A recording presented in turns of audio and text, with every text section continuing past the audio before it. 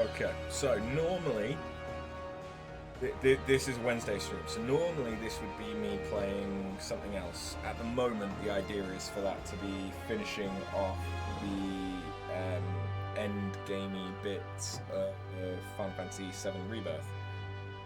But I have not been in a good way the last week. With like toothache and headache caused by the toothache and just generally feeling like absolute crap. And if I was going to play something else today, can't guarantee that I'd be able to get into it, and I'd feel a little bit silly doing just a one stream of it and then going to Final Fantasy XIV on Friday and then back to Dragon's Dogma. So we're just going to do more Final Fantasy XIV because I really, really want to get to Heavensward so I can unlock Dark Knight, Machinist, and Astrologian. Because once we've got those unlocked, I can level those up to 50 and we can potentially play through Heavensward as the Heavensward classes, which I think would thematically be quite fun. Now, I have leveled some. So you may notice Black Mage, level 70. Yeah. Black Mage is the current relic that I am working on the book stage of. And there is a benefit to being level 70 or above when you are soloing dungeons and instanced content, because the echo that gets granted is like it is banded, and so you get more the higher the level you are, up to a maximum of, at least at the moment until Dawn Trail comes out, a maximum of 200% when you are level 70 or above. I expect that's probably going to change some when Dawn Trail comes out. But yeah, so Black Mage is level 70 now. The only reason why I'm working on the Black Mage relic instead of the Summoner or Scholar one is I actually prefer the way that the Black Mage one looks. But I also have got the Ninja and the White Mage relics to the same stage as my Warrior, and by that I mean they are complete. All three of them are complete.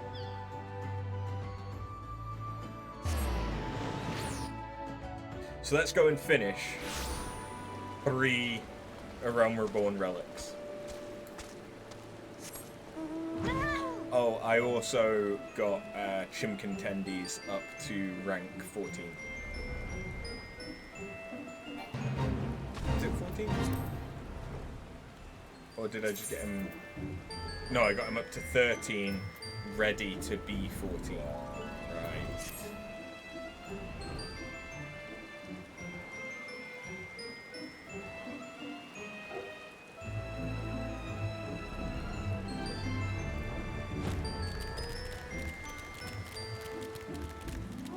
Well then, we can talk here and we could do Zodiac Awakening.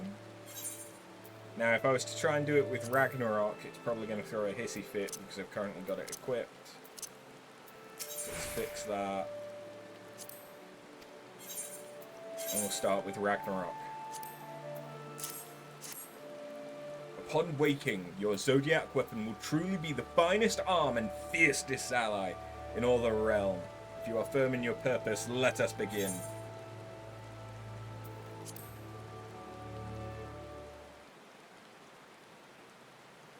I confess, my friend, I've awaited your return most eagerly. Even holding your weapon in my hands, I can sense the soul within pulses more strongly than ever before. If I heard all that rightly after, your weapon's ready and raring to wake up. Meaning it's time for the grand finale, eh, Jalzan? I'm unclear on what part I must play, Geralt. I've made ready my alchemical supplies for the occasion, but I do not know what you would have me concoct. Nor, for that matter, why. All right. Well, you remember the Book of Netherdark? Though there's precious few what have ever heard of it, 'tis a fact that its pages hold the last truth of the Zodiac weapons. Truth? What do you mean? In ages past, terrible demons known by the name Zodiac would appear in our world, but when they did, a hero wielding a shining weapon would arise to strike the fiends down. Do you know that particular tale? There are a few who know it better. You speak of the Song of the Zodiac Braves. I began my research precisely because I thought its accounts of the legendary weapons held a grain of truth. Ah, but did you know the weapons weren't wreathed in light when the Braves slew the fiends? Aye, wasn't till those arms tasted of demon's blood that sentience blossomed deep within, and they burst forth in a brilliant halo. 'Tis how the Zodiac weapons were truly born, but that bit of the tale got lost as it was handed down through the ages. Ah, very good, Geralt, very good indeed. We have no demon's blood to awaken our disarm, but we can mimic it with a quasi-soul potion thick with ether. You're a quick-witted one, make no mistake. Well, now we're all caught up, let's give it a try.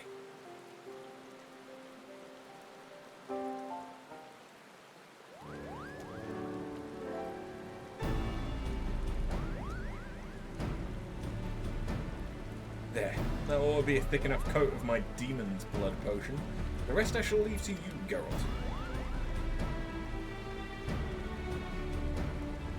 Seems a bit odd that they didn't just have us fight a demon. Like, I feel like it wouldn't have been that difficult for them to have added a separate instance like the Chimera or the Hydra that was just a demon boss fight. Seeing as there ain't any demons of the Zodiac around the fight, just have to mimic that battle with flames in my forge and the pounding of my hammer. Now, let's perfect the old relic what we began with so long ago.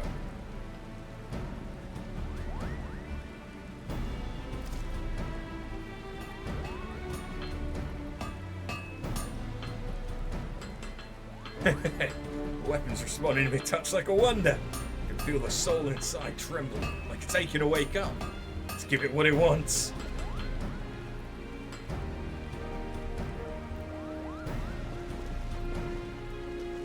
We've done it. Recreated a legendary arm exactly as it was. Sense itself and all. You gods, come, after.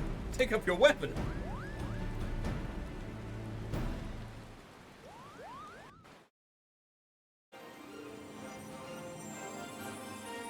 Oh, it looks much the same as it did.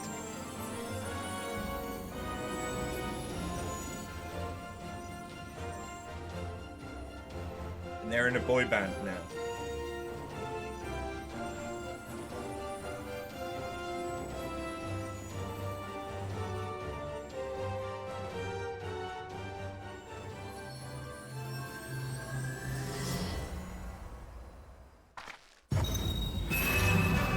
Behold, the legend made manifest in all its glory. None but the realm's most valiant adventurer, a most masterful blacksmith, and a most accomplished alchemist could have recreated this true heir to the weapons of yore. Nay, here we have forged a new legend, a weapon beyond all compare. The ages will echo with its name, the Ragnarok Zeta.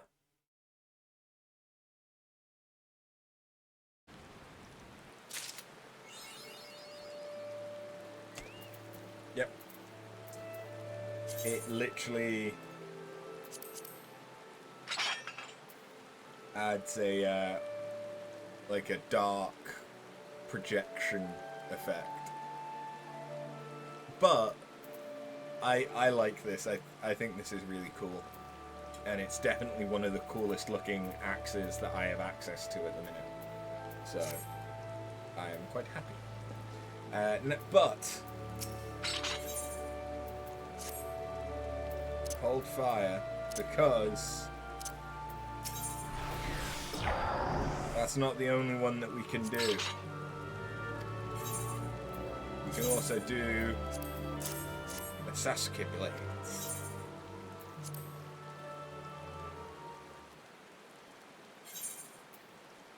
which is much the same cutscene.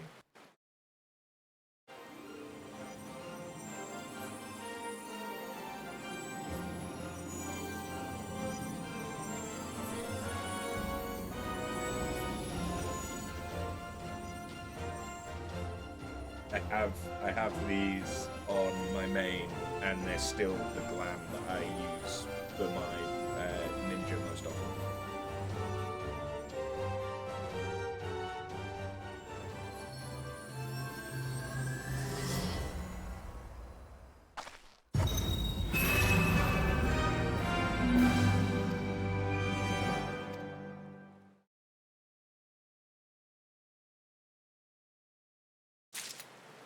Those are nice because they add the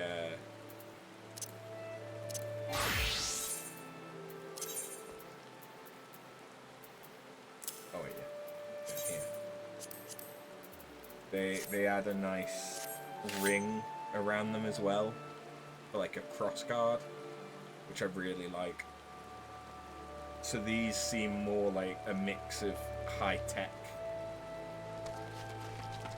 Just looks cool with the like black and the red. I like it. I like it a lot. But you can also do white mage. Not that I need to be white mage in order to get Nirvana Zeta, but fuck it, let's do it. I really don't care about the stats because I will only be using them as glam. Or to sacrifice in getting the Anima Relic.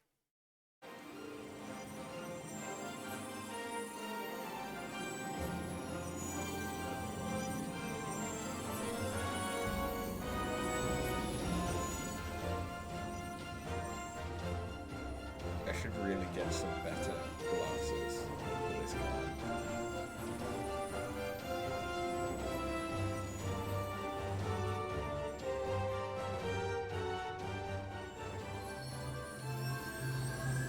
I don't actually know what this looks like. Oh, yeah. It's really kind of underwhelming.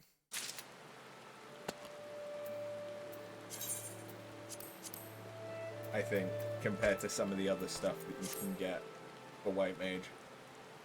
Like, it's not terrible. I kind of like the wings, and it almost looks a bit like it's a helmet. And like the two dangly bits off the side are eyes, and then the wings are like eyebrows or something. It's not bad, but I think I prefer the Sasuke blades. I want to do the Paladin one definitely because I think that's a really cool one. What do I want to do? I want to do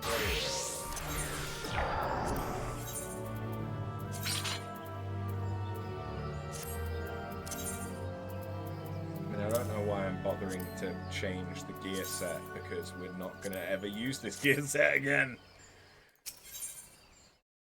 The vital title.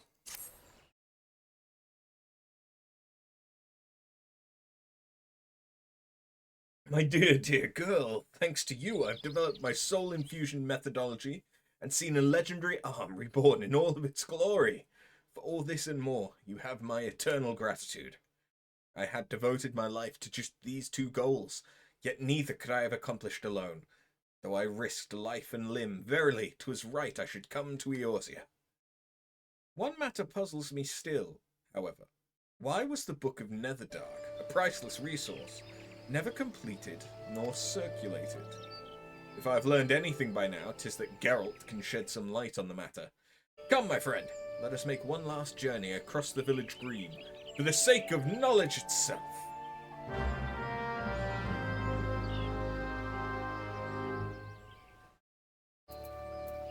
I can make these cutscenes a little bit cooler. There we go.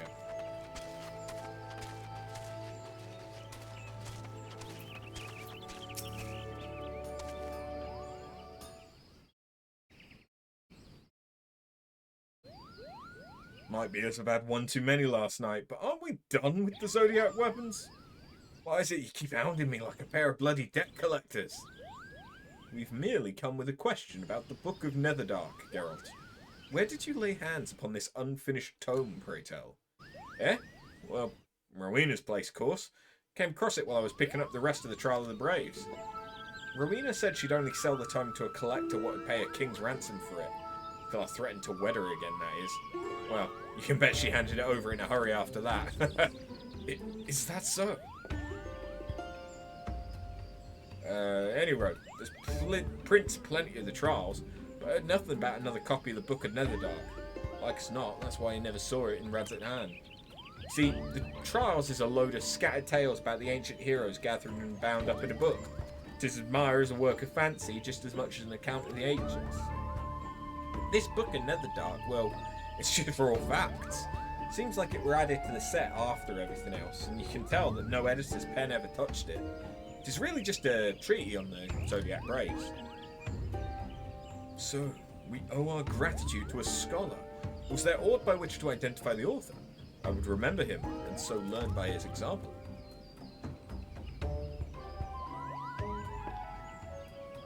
Hells, Josanna. I don't... Now that you mention it, there is a name written here. Looks like... Ulthalam. Ulthalam, you say? He was the father of my line, an artisan famed for his pursuit of knowledge. Well, I'll be thrice damned. If the man's your ancestor, might be as you'd like to hear what I found scrawled on the back of the book. Just a moment. After years of careful study, I came to realise that I, Ulthalam, cannot recreate an arm of the Zodiac Braves. I record mine own findings here, that men with like ambition may follow in my footsteps.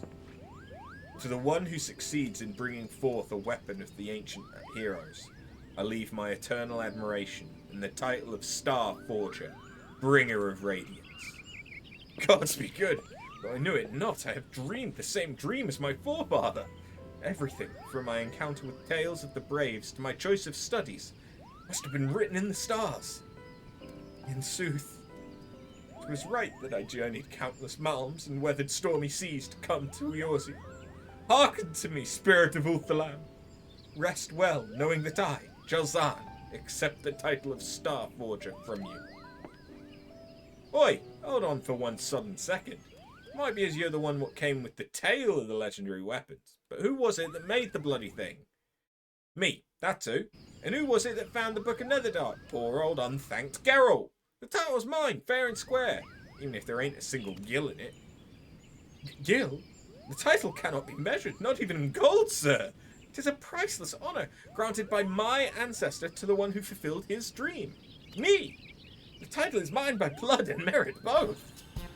Like elves it is. Do you know what a smithy does? We work our bit for a bit of our soul into each blade and kettle we forge. I've sacrificed a good slice of my own bleeding life to the Zodiac weapon. And I ain't about to just let you walk away with the title. You insolent cur! I had thought you were but rough around the edges, but I see now that I was right about you from the start. You are the greatest bore in all the lands. Bah, you bleeding coot. You're just stubborn in your old age. The title should go to someone who's got a future. If you can't see that, then you're the biggest arse around.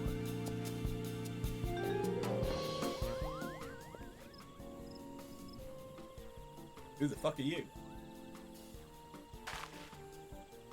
Oh, is that Rowena?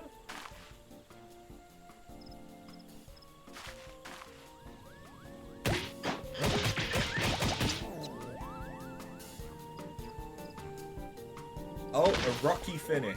Nice. Neither of them get the title. Mine.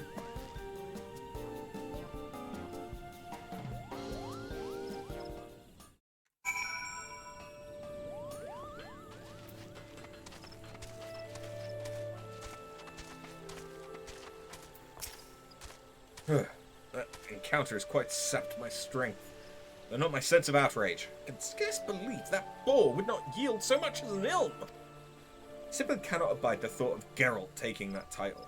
I'd thought to journey homewards, but now I see I must stay, make him listen to reason. There are far worse places to call home than Hurstmill, I suppose, and I have, after all, developed a taste for Eorzean cuisine. Of course, my continued tenure here would be all the better if you visit now and again. I should like to learn of your adventures, and would be happy to enhance your arm through the power of materia. Now, go forth with your Zodiac weapon, and with it create your own legends.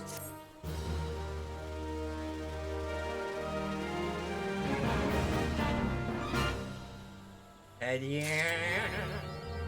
Now there is a continuation, which is to get an ultimate kettle.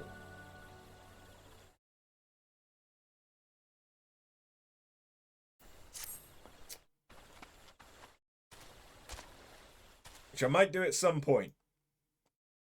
But it ain't gonna be now. I don't particularly have an interest in having an ultimate kettle.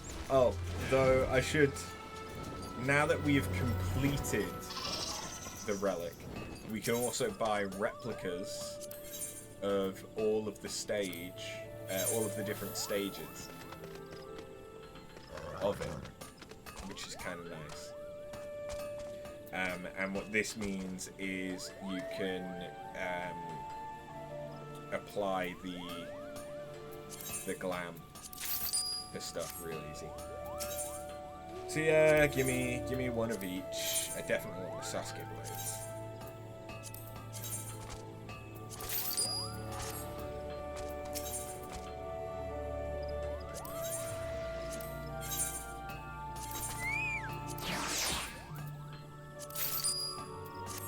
There we go. Right. Well, I guess now it's to continue on with the main story. I could do the allied quest line, but honestly, I'd rather save that for Friday. Because if we can get to Heavenswood today or early on Friday, then that might give me some time to do some more job quests, which would be nice because then I can do more relics. And I quite like the archer and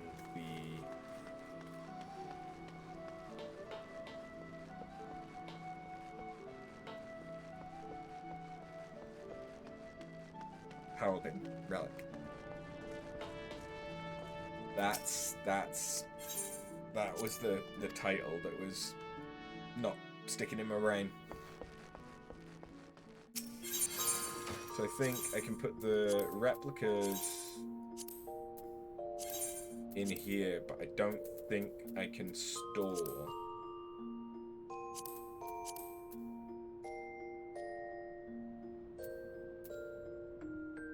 the actual relic. Yeah, it won't let me. Unless it's in the armoire.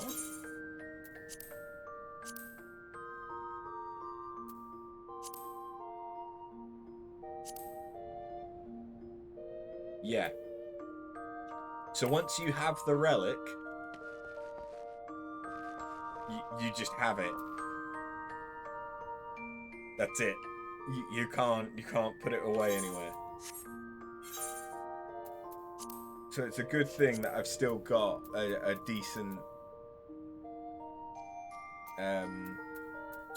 chunk of inventory space, huh? I'll deal with this off camera. I can still put it in with like one of my retainers, or once I'm done with these relics, I can get rid of a shit ton of the material. I can sell it or do whatever, and I can store them in my chocobo saddlebag until we do the Heavenswood relics, because those, the first step, which really isn't difficult to do anyway, it's a much shorter Atma grind. But you can either do the Atma grind, or you can sacrifice a relic from A Realm Reborn that you've already made, and just go straight into the second step of the relic quest. So given that I'm probably going to have at least most of the relics by that point, I will probably just skip that step. Quick and easy. Right, I need to go to Kurthus, although actually, do I want to change... Hold on. We've just put them in. Yeah, you may notice that I have purchased some stuff. For glam. That's not glam. Neither is that. Neither is that. I mean, that is, but not what I meant. Yeah, okay, this one. So I purchased the Scion Liberator set because I really, really like this jacket. We have not encountered the character whose costume this is yet, and won't until Stormblood. I also bought the Endless Summer and Summer Flame set because I get sunglasses.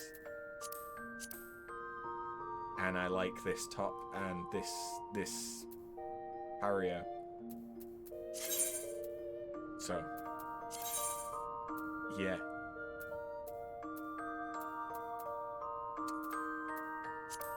I don't know. Yes, that'll work for that. And then, what am I saying is my main? I feel like Nirvana works better with this set being kind of hippie-ish.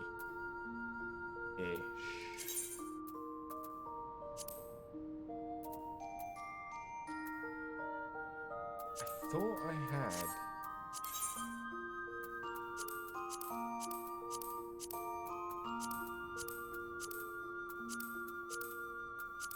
something else that was kind of nice for the earring, but I guess not. Oh no, I think it was a... I think it was a... yeah. It was a corsage, not an earring. Never mind. I'm just going crazy. So there we go. We now have... we now have those actually doing something, and I can delete the ARR relic set.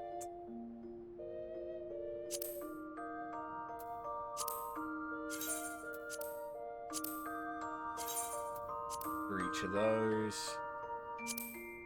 And we're going to change that to link to that one. We're going to change that to link to that one. Where's my ninja? Ninja. Change that to link to that. Sweet.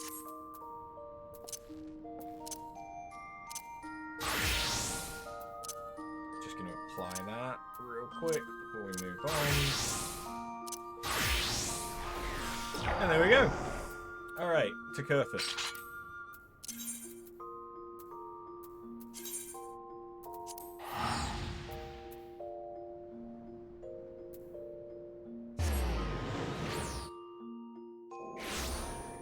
I suppose I don't need those showing at the minute. To be fair, I don't need any of those. There we go. None of them are particularly interesting quests, and I'll do them when I get around to it.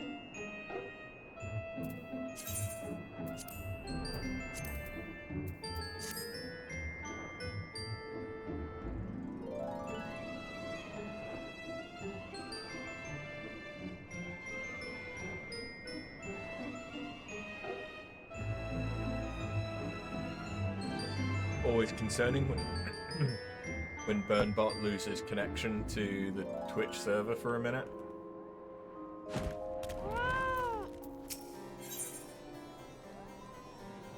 Oh, good. I get had it. Did. Lovely.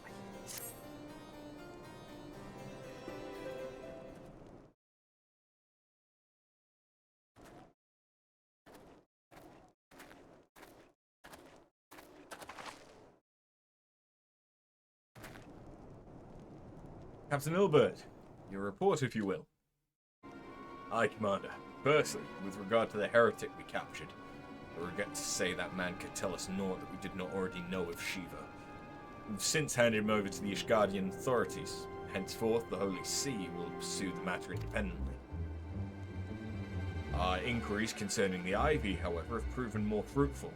We've ascertained the channel by which the heretics acquired their information on the shipment movements, on the shipment routes. Go on. You'll recall the flame we first identified as being in the Ivy's employ.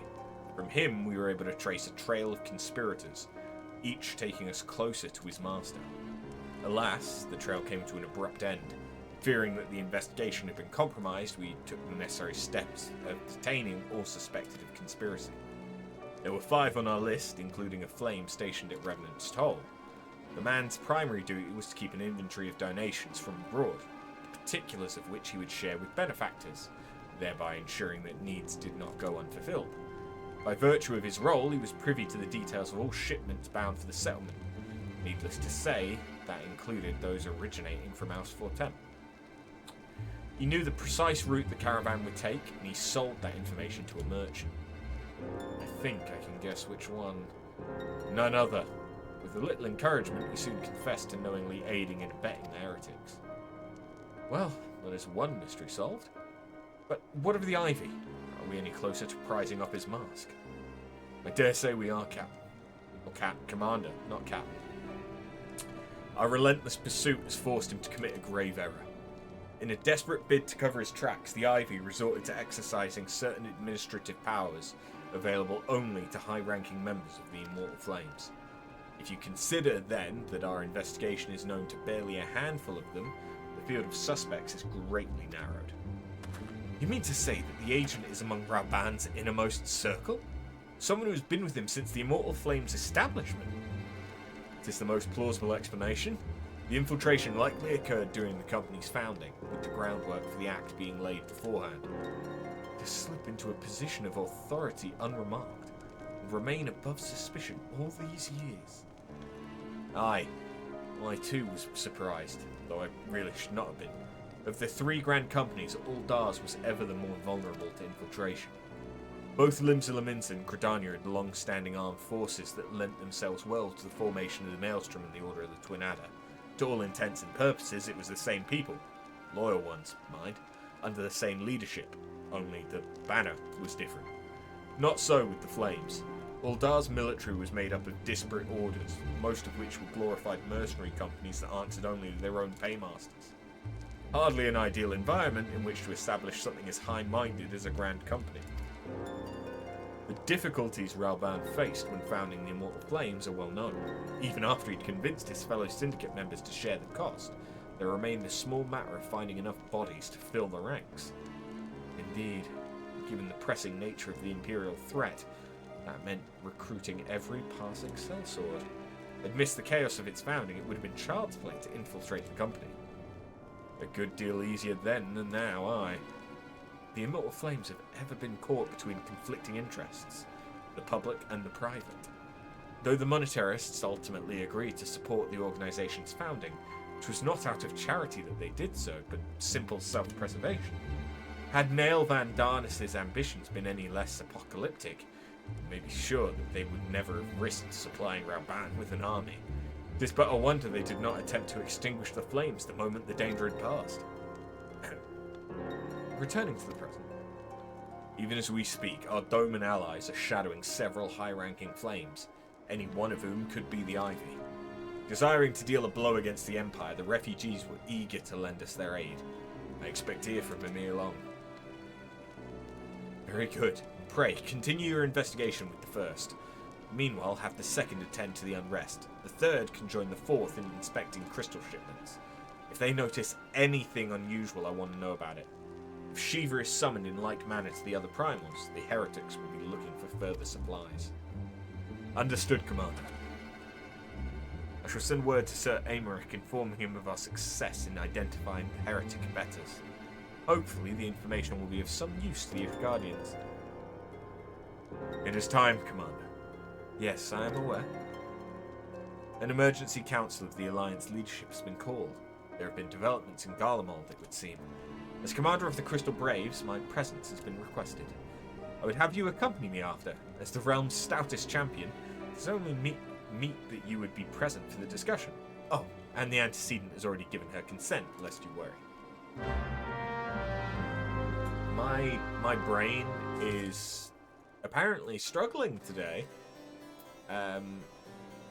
Likely because I've been on painkillers all day. Like me, you are doubtless eager to conclude our business with Iceheart, but until another path to her sanctum is found, she will remain beyond our reach. Nymphelia and the Archons are sparing no effort to secure an alternative route.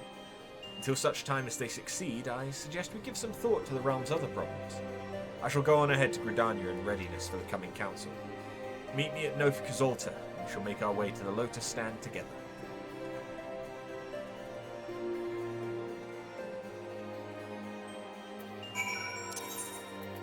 Okay.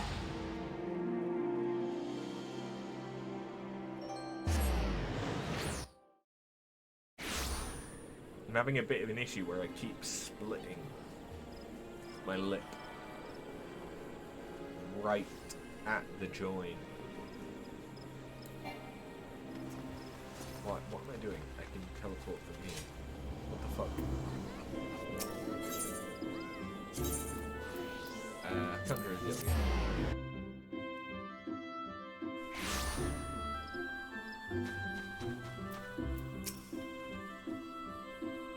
Thanks for coming up. When you're ready, speak with the conjurer yonder. She'll show us to the Lotus Stand. I'm aware. The Alliance leaders await you at the Lotus Stand. Let go! Please be voice acted.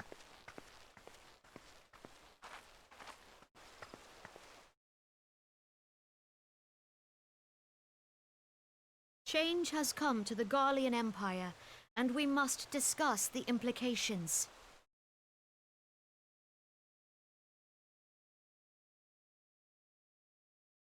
The rumors are true, then? The War of Succession is ended? It is. A new emperor reigns in Garlemald. Who?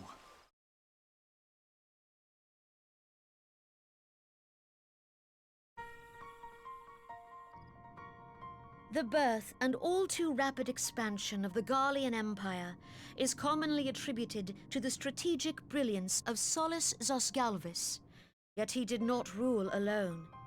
Several members of the royal household also distinguished themselves during his reign. Nevertheless, it was the eldest son who stood to inherit the throne, until his most untimely passing.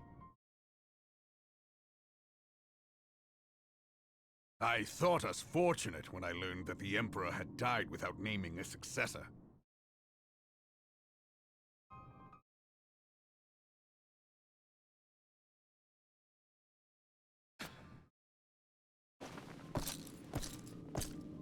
Would that the Garlean Empire had died with him.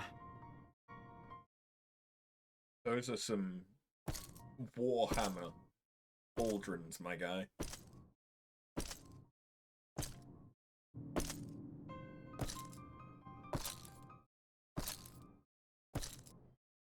'Twas the grandson and his uncle who had the strongest claims, was it not?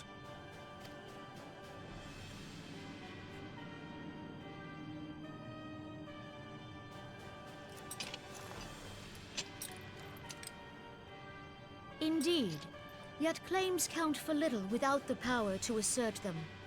High Legatus Varus Ye Galvus is a respected military leader. Not so his uncle. That helmet is so top heavy that I can't imagine that would stay on for fucking anything.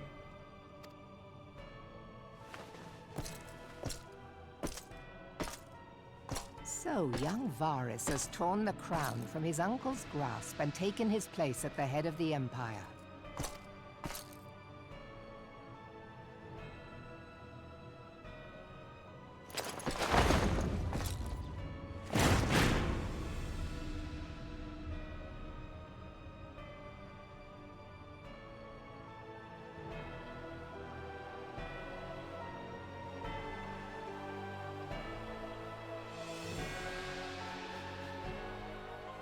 Given the troubled nature of his succession, the new emperor will require time to seal his grip on power.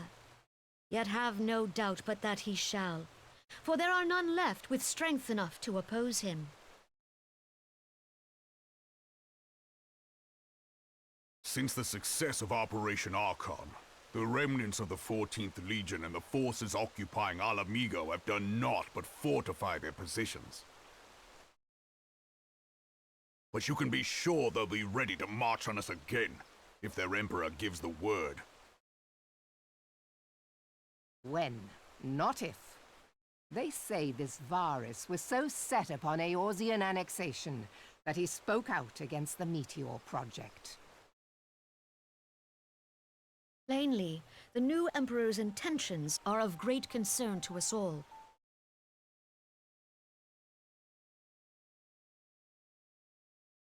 I propose that we set aside the Cartno dispute for the present, and discuss what measures the Alliance might take to prepare for a resumption of hostilities with Garlemald. Moreover, I move that we re-examine the question of how our former allies in Ishgard might be persuaded to retake their place at our side. Could Eorzea but stand as one, 'twould deal a grave blow to our enemies' ambitions.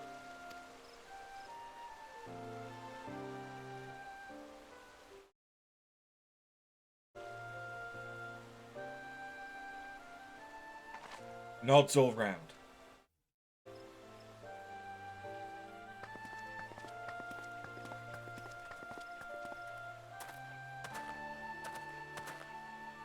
Well, I suppose we should be grateful that they have finally acknowledged the inevitability of Imperial attack. Who knows? They may even do something about it.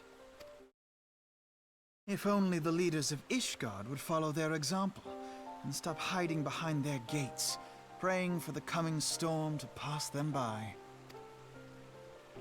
But that is a discussion for another time. At present, I am more concerned by the fact that the Alliance's mooted preparations will be made known to the Garleans many moons before their coming. So long as the ivy eludes our grasp, no secret is safe.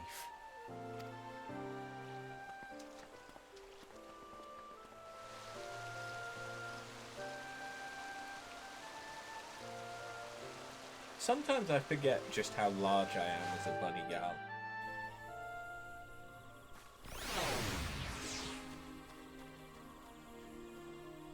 And then, you know, they'll do a wide shot, and I'm just like I know that Alphino isn't tall. He's like teenager size. But like he's not even tall enough for me to rest my titties on.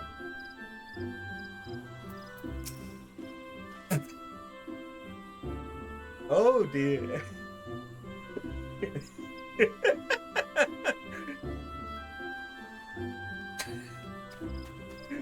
Yep.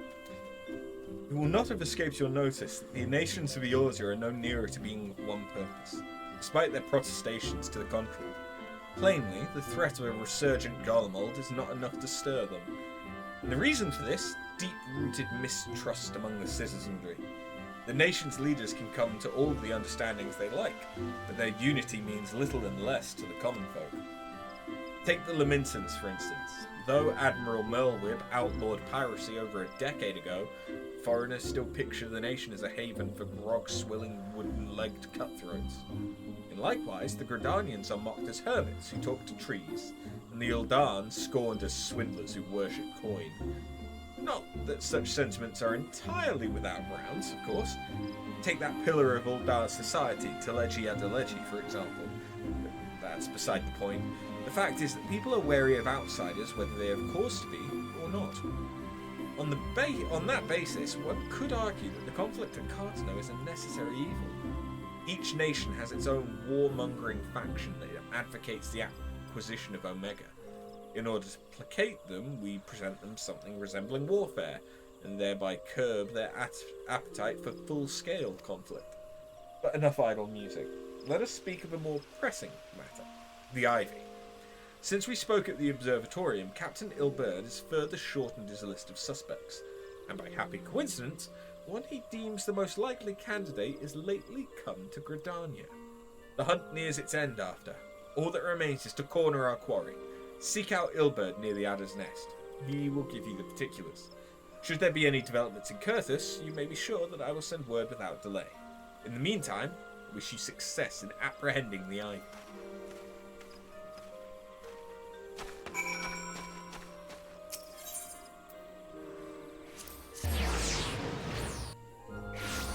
My retainers finished the adventure, so I need to set them back on one. Oh, thinking about leveling.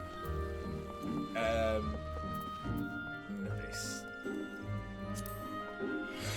We got Culinarian to 69. But and Goldsmith and Armorer are both 69 as well. Well, that's a good time all round. I got some tea. Is that British?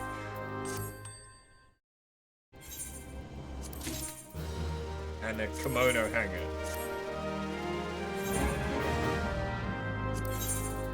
Of course. Yeah, that sells for fuck all. And that sells for fuck all. Love it. Thank you very much for nothing.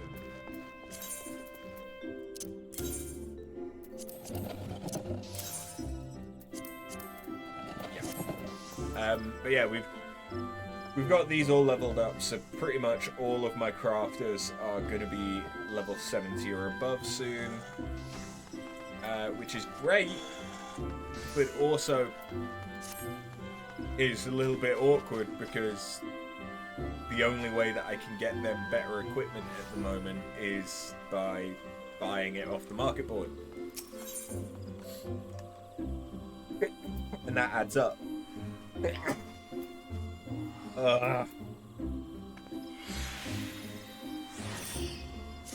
Anyway, let's get back to it.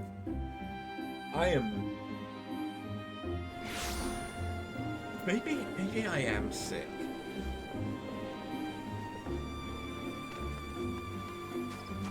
Maybe I am sick and that's what's causing the tooth pain. I would love for that to be it. I would honestly love for it to be.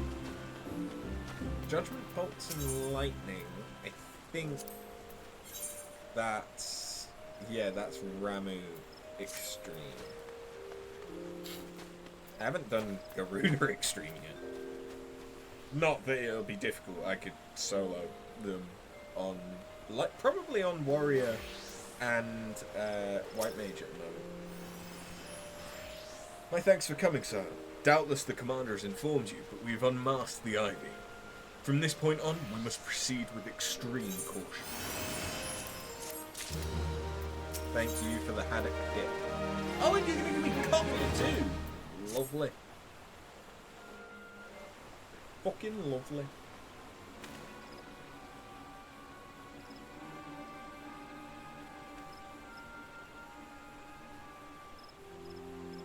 Listen well. The spy we've been seeking all this time is none other than Flame Marshal Aline Roao, Raban's second in command. Prior to joining the Immortal Flame, she was a mercenary of no small renown. They say her skill with a polearm had to be seen to be believed. Of Ishgardian birth, she is the highest ranked foreigner in the Immortal Flames, barring the Flame General himself, of course. When he formed the Grand Company, Rauban chose people based on their worth. Whence they hailed was of no interest. The monetarists saw things differently, however. Having funded the enterprise, they reserved the right to reject candidates nominated for high-ranking positions.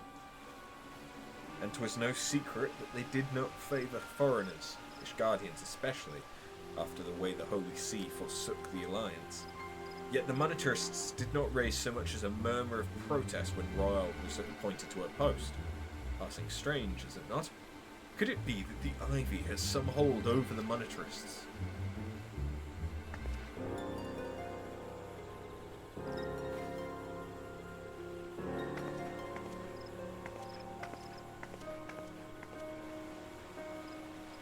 These revelations are secondary to our current mission.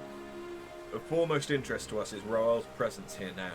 As you may be aware, it is the duty of the Flame Marshal to command the immortal flames in the absence of the Flame General. While Rauban attended the Council of Alliance leaders, she should have remained in the Hall of Flames.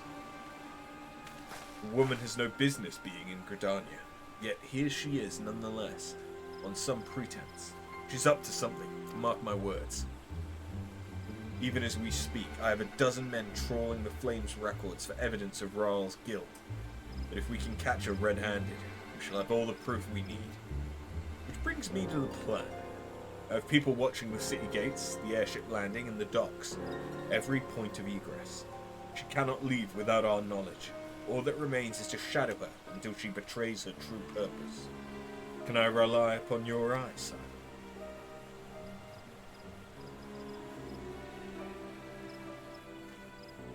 You have my thanks. Let us go then. Take care not to alert our quarry.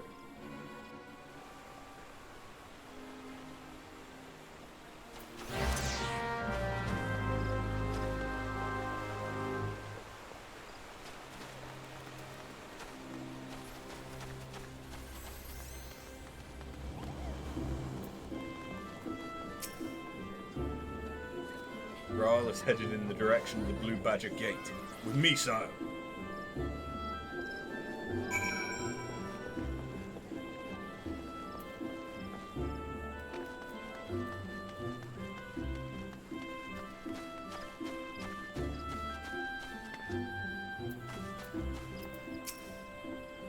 So, Roal has entered the Garlean Canopy, meeting someone perchance? Or could it be that she means to board an airship? Pray, look for her within. If she's not on the upper floor, try the landing area below. One of mine is stationed there and she may have seen something. The Femi is her name. I shall remain here in case Roal reappears.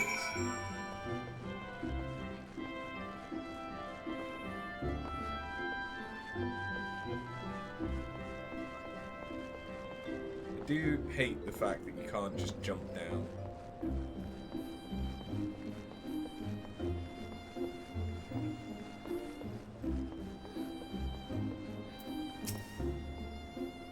Afterburn, such an unexpected pleasure. What brings you here? A social visit, you say? How pleasant. No, she didn't come this way. Noted every passenger and none bore any resemblance. Well, don't let me keep you.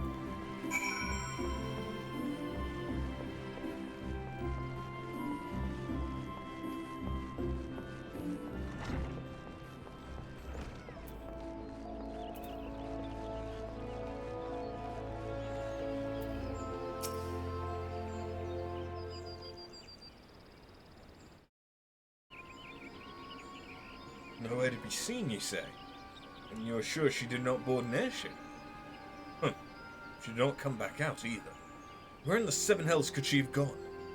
The Roost! How could I forget? Greetings, good sir. Might I interest you in some Muntoy tonic? A cup a day imbues a man with great vigour, if you take my meaning. Perhaps another time, friend.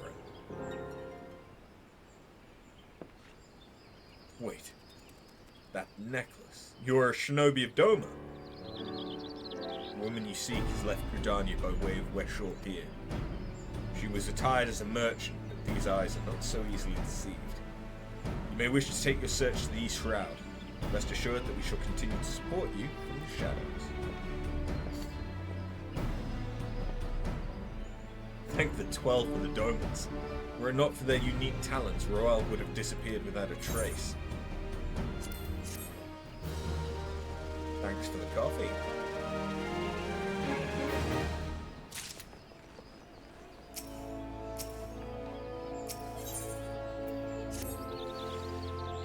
Our hunt leads us to the Shroud. I suggest we follow Royale's example and take the ferry from West Shore Pier. You'll doubtless wish to make certain preparations. Seize them while I go on ahead. I shall await you at Sweet Bloom Pier. Yeah, Sweet Bloom. For a second I thought it said Sweet Blossom.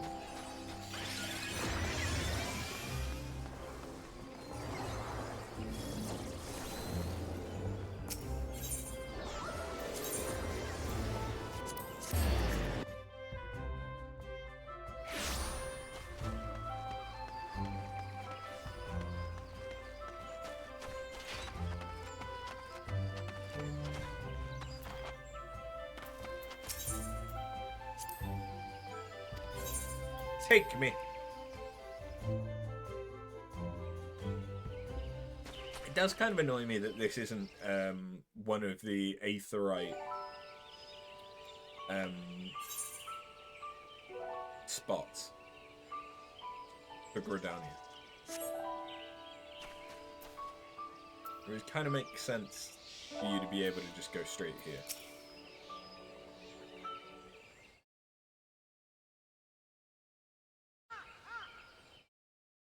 This way, my friends.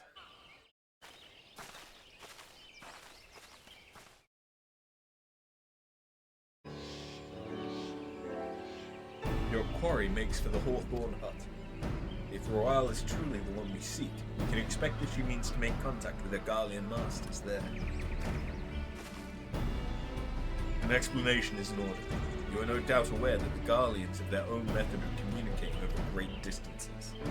Well, our ingenious friends at Garlean Ironworks have provided us with devices which disrupt these communications. We've installed them around the city-states.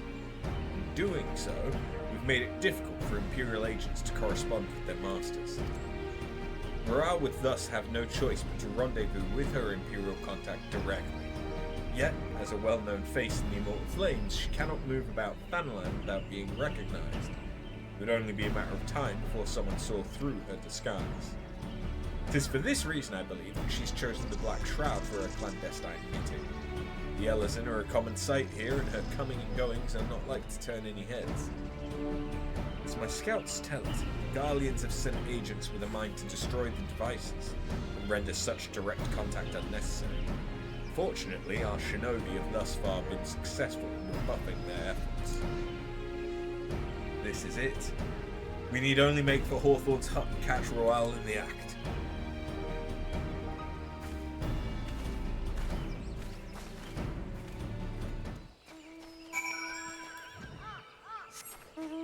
I appreciate that I am probably butchering her name. I am not good with other languages. Which sounds like such a fucking cop-out. But when stuff's written, like, that's probably French, because a lot of the Ishgardian stuff is, like, French names. But written down, I'm still going to read it Drillmont instead of Drillmont. Or whatever it's supposed to be, or Fortemps instead of Fortemps. I'm still going to call it Fortemps, because that's the way it's written. For the way that I speak. Ironically, I do know little phrases in multiple languages, like just keywords and shit like that. But I am not good when it comes to seeing stuff written down. Unless it's like, Konnichiwa, watashi wa Jack desu, hajimemashite. And Bonjour! Ça va? I did French for like 4 years? 3-4 years? Barely remember any of it. I did Spanish for 5 years. Barely remember any of it. I learnt a little bit of Japanese when I was in primary school, and I remember it. That being said, I do also watch anime, so it is kind of getting compounded.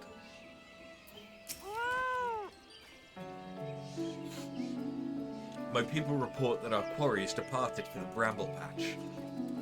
The ivy returns to the gnarls where she came. But perhaps this is all for the better. To convict someone of her standing, we will require damning evidence against her. What could be better than to catch her in the act when she meets with her Garlean masters? My countrymen and I shall lie in wait in the shadows. Tread warily, my friends.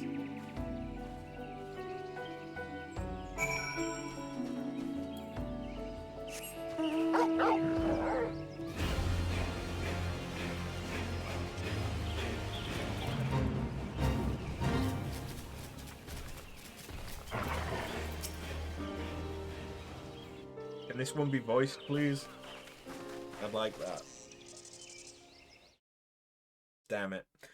Just beyond, Royal is in conversation with an individual clad in the manner of an adventurer. An imperial intermediary, no doubt. This is it. With me.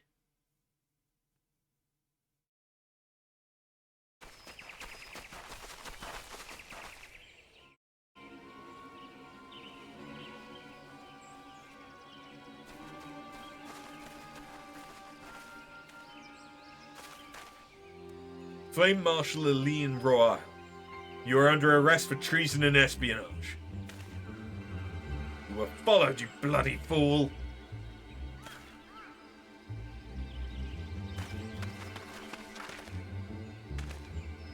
Damnation!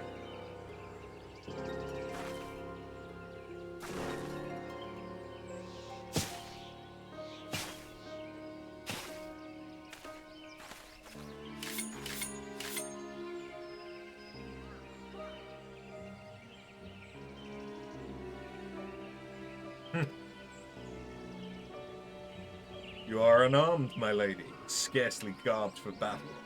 But if you wish to fight, you are welcome to try.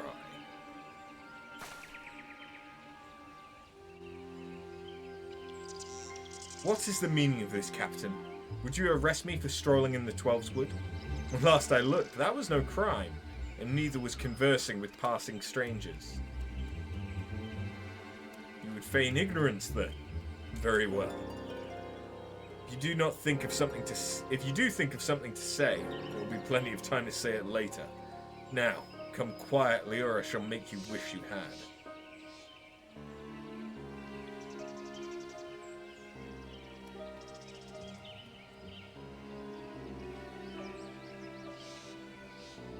I will offer you no struggle. After all, I have naught to hide.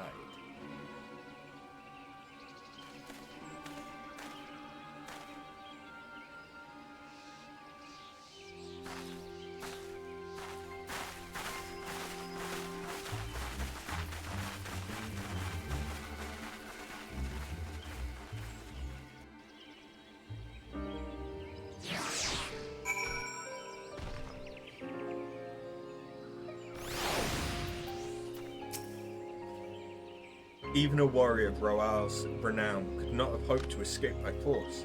Despite her claims, her surrender does not bespeak innocence, but an awareness that her position is untenable.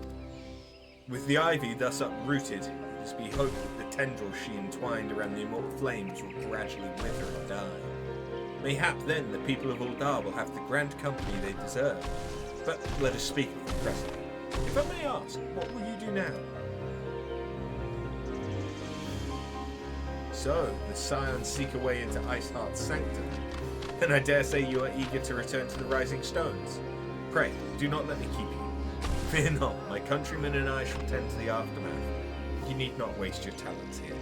Speaking of talents, you've been training in the art of the shinobi, have you not? The change in your bearing is quite evident, to me at least. I look forward to seeing you in action. Till next time, my friend.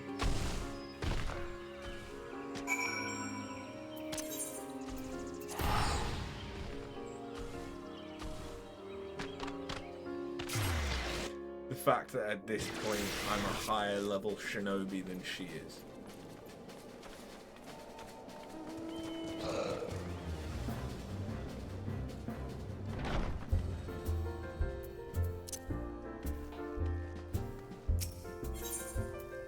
Is it that gets reset every time you travel to a new...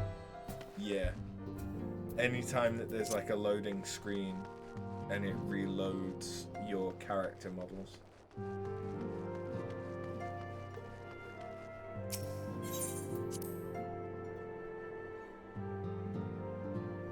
Because like now it'll be deactivated again. No? Okay, so that's not a true loading zone. That's just a teleport because why have another door? No, it's probably because this room does so many things that they've got multiple versions of it set up.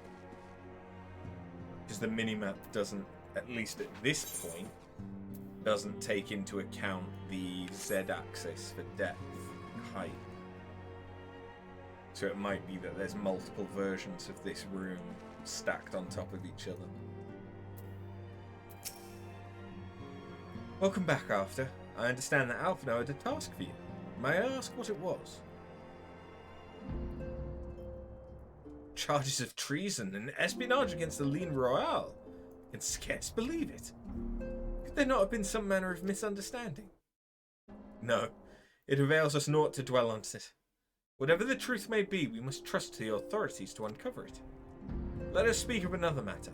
I am pleased to report that we've made progress in our efforts to find a way into Iceheart's sanctum. Whoop whoop! As you may recall, Iceheart used the Aetheryte in the depths of Snowcloak to teleport a short distance to the west, most likely to a sanctuary of some description.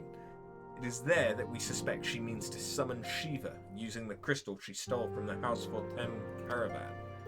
The heretics believe that they are bringing about the second coming of their patron saint, but if, as we suspect, they mean to hold a summoning ritual of the kind employed by the beast tribes, it seems likely that the result will be something more akin to a primal. Suffice it to say, they must be stopped, and stop them we shall. But first, we must surmount the obstacle that Iceheart has placed in our path. Ordinarily, it would be a simple matter to tap into the established Ethernet and thereby follow our quarry. However, despite our best efforts, we've been unable to ascertain the position of the Aetheryte to which she teleported. Our prevailing theory is that she destroyed the second Aetheryte upon arrival, a reckless, desperate measure, but also an effective one. After discussing the matter at length with Eorzea, we have concluded that we lack the expertise to develop a solution, which is why we have called upon the aid of one who does possess such expertise, a colleague of ours who is currently en route to Revenant's Toll from Garlean. She should be arriving within the hour, in fact. Since you're here, mayhap we could welcome her together. I'm certain she would appreciate the gesture. Let us make our way to the northern gates and await her coming.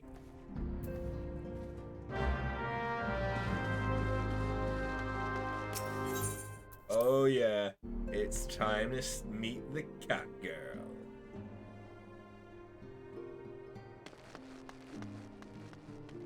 I wonder if she can paint a picture for us.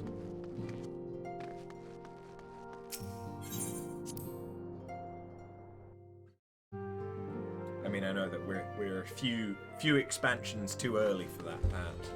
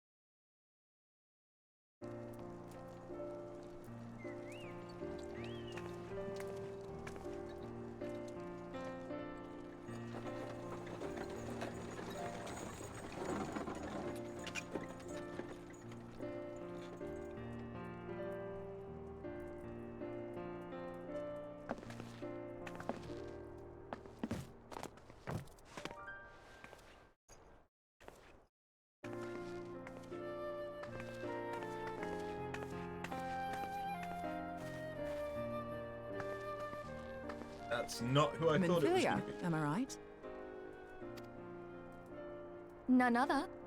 I bid you welcome to Revenant's Toll. and to thank you for traveling so far on such short notice. Although I suppose Kryle, I think that was how they pronounced it. Kryle is currently in a coma, right? As if I could ever say no to Urianger. Moonbreeder is an accomplished Garlean scholar and an authority on aetherite technologies. Moonbreeder.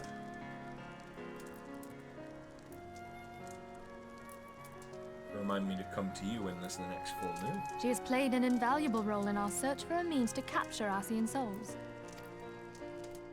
Charmed, I'm sure.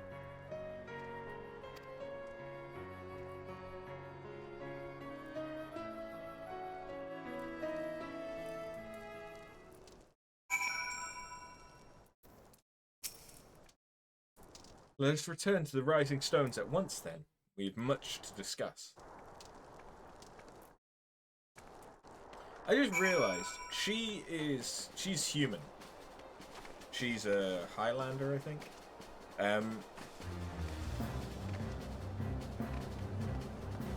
There isn't any representation of a Rogan in the main, in the like Archon's party. You've got every race apart from Rogadin. And you've got Biggs and Wedge. See, we've got some representation there, but there's not that many.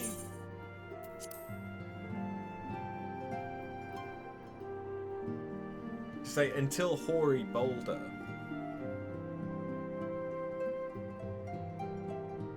we didn't really have any Rogadins within the Scions, at least that I remember.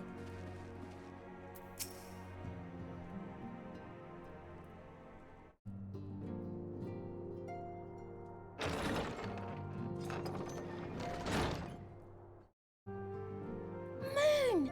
Gods, it's been ages!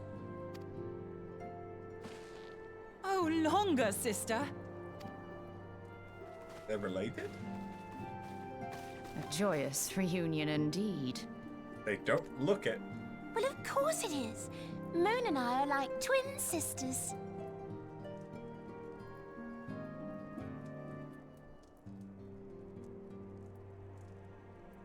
She looks like she would hold you up against a wall, like the lesbian sub-dom meme. Save in appearance and aptitude.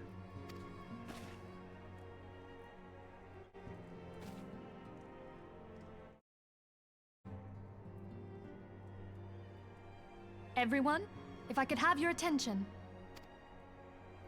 We have with us an esteemed guest who has come from Garlean to assist us. I bid Moonbreeder join us here that she might share with us her extensive knowledge of aetherites. Also, as many of you are already aware, she has been overseeing our research into white auracite, a sample of which she has been good enough to bring with her.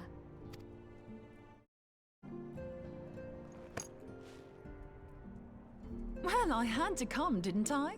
You'd have to be bloody daft to turn your nose up at a chance like this. Where better to conduct my final tests than a land so steeped in ether you can taste it? 'Tis plain the passage of the years hath done little to dampen thy youthful spirits. And nothing at all to reform thy youthful manner.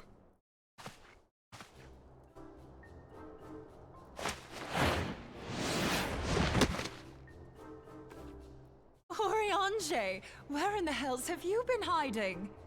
I love her. Unhand me. I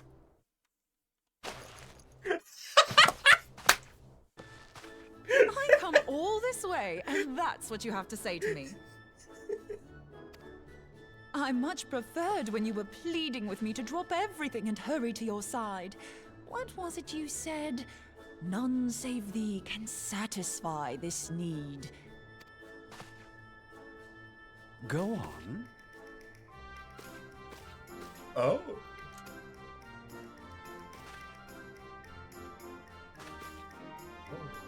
Thine artless attempts to misrepresent mine all too innocent motives do thee little credit.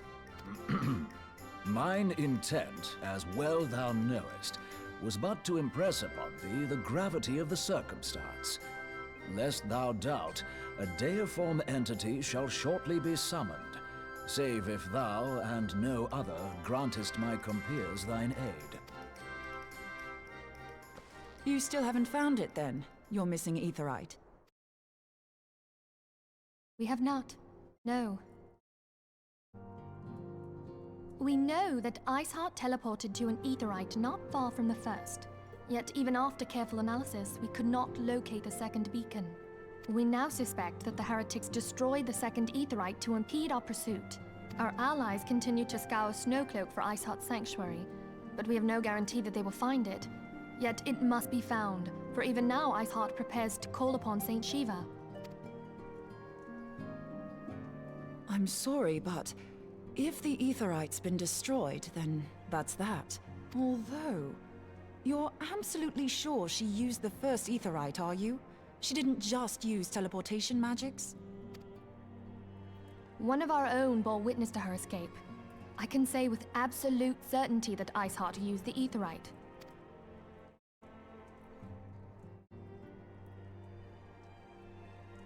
In that case, there might be a way, so long as the ethereal current is still flowing. Truly? How? We use the current to recreate the beacon. As you know, aetherites are a bit like lighthouses. We use them to reconstitute our physical forms when crossing the ethereal sea. Without them, we'd lose all sense of direction and our essence would dissipate.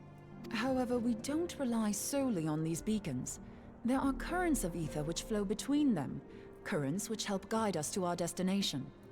Now, these currents will gradually dwindle away to nothing if an aetherite is destroyed. But if even a sluggish flow remains, we could theoretically use it to direct a surge of concentrated ether towards the void left by the beacon, and thereby fill it up again. Like opening the floodgates to fill a dry riverbed. Though, correct me if I'm wrong, but would we not need a veritable reservoir of ether? In concert, we might manage to channel a sufficient volume, yet that is not my chief concern. To direct the flow of so great a volume of ether with the requisite precision would be a nigh impossible task in itself. I barely succeeded in facilitating travel to an unattuned beacon. That which you describe sounds considerably more difficult.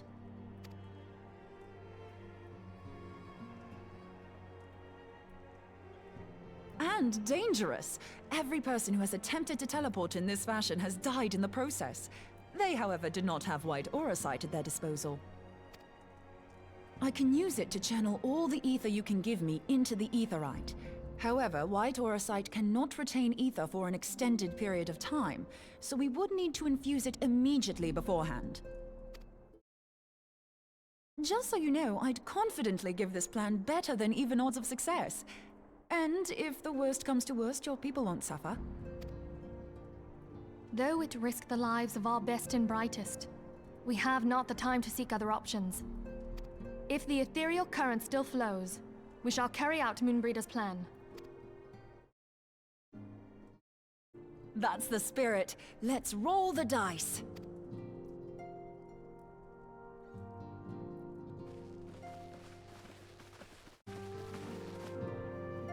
From skipping these, I never knew that she actually has character. And I kinda like her. I've already informed Alphino of our plan to recreate the beacon in the manner Moonbreeder it described. He agreed that despite the inherent danger, it represents our only hope of success. He also said that he wished to meet with you at Snowcloak before proceeding. I expect you'll find him waiting for you there when you arrive. I want you to know that I appreciate everything you've done on our behalf, and that I have faith you will return to us, as you always have.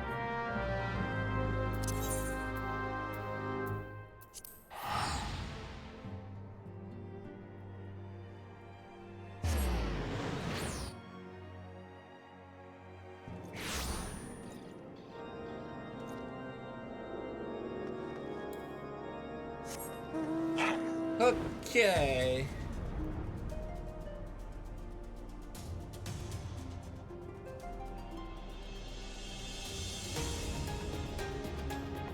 Just gonna be flying for a little minute.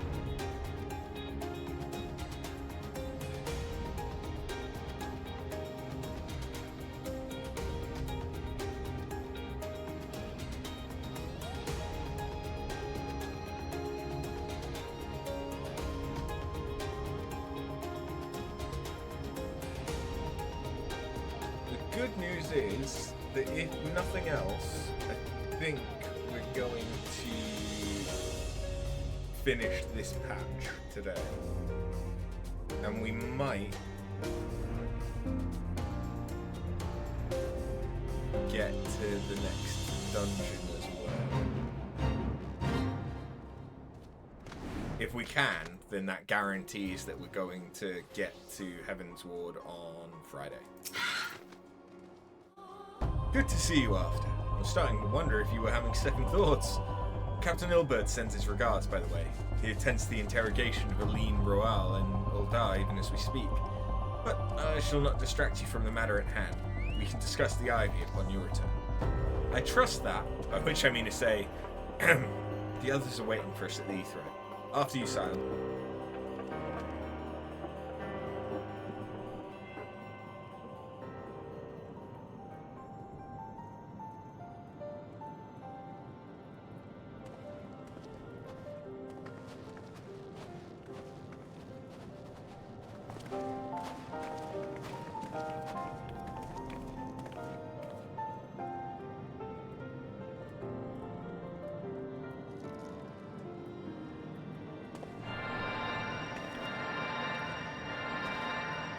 That's right, they're charging up a spirit bomb.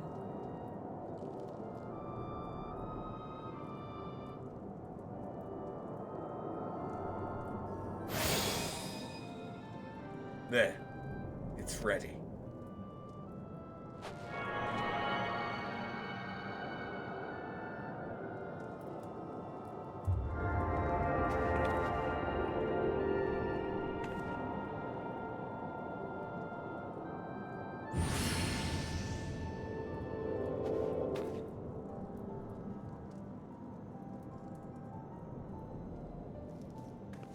It worked, I think.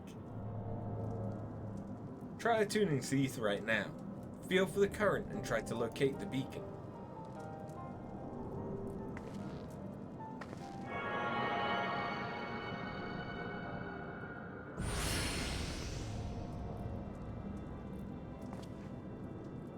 We've done all we can after. For now, let us withdraw. When your final preparations are complete, you must seek out the beacon we have created. If, by the grace of the 12, you arrive safely, you must stop Iceheart before she summons Shiva.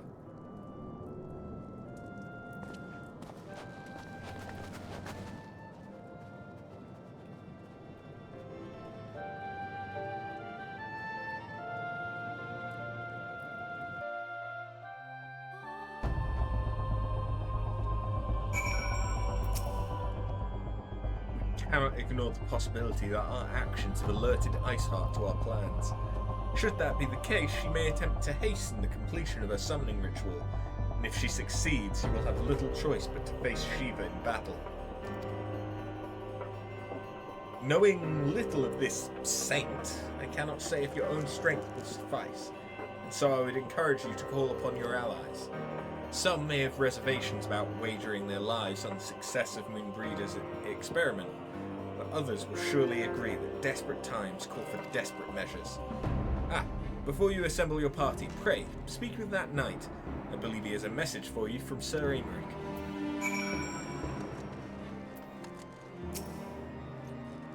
Madam, Sir Aymeric regrets that he could not be here in person, and asks that I read you this letter. Ishgard faces an unprecedented threat, yet in our hour of need, it is not her knights who stand poised to defend her. Afterbun, the warrior of light, saviour of Eorzea, your deeds this day shall not be forgotten. Where others would flee, you chose to remain. Where others would falter, you rise to the challenge.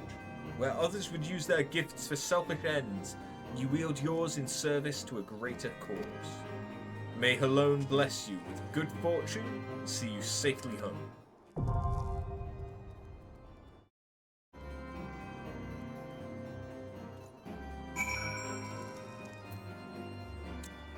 Yay! Okay, well. Should we do it as warrior? I don't see why not.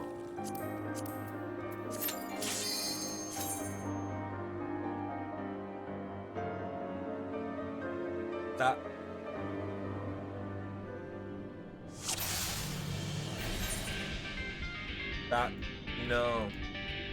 No, that's not right. That's not right. No. Okay, I guess I still had that, and I didn't realize it. Because I had to do it as the Black Mage for the one of the books. I'm gonna need to fix portraits and shit. Yeah.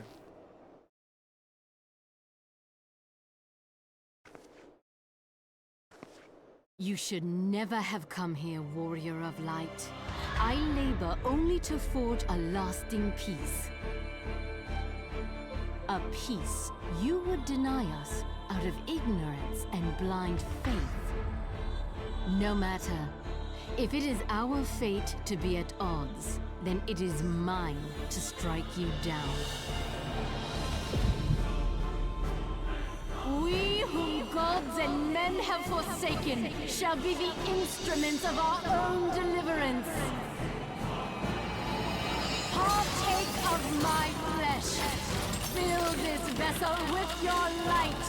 Walk amongst your brothers and sisters once more. Oh, Saint Shiva, still the hatred within our hearts and bless us with eternal grace.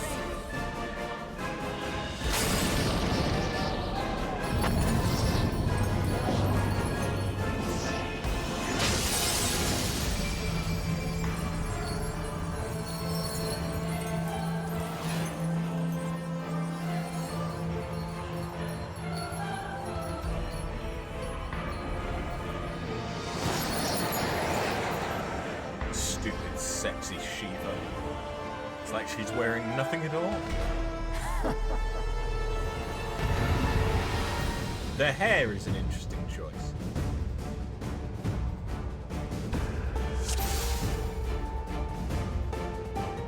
It's fitting because it's like icicles.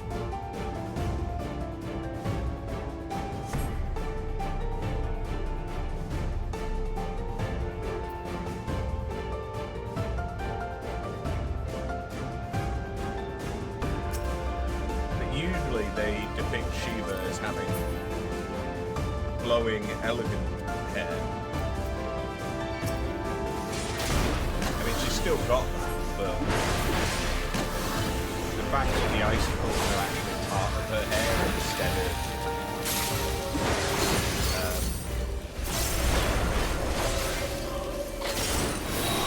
like a tiara or a crown. It's just interesting. So, the way that Shiva works is kind of interesting. She basically just does a bunch of different cycles, going through different weapons.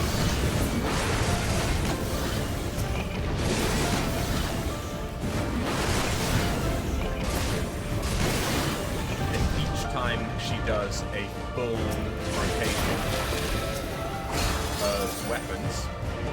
She gets a buff to her damage, and as far as I'm aware, there isn't a cap.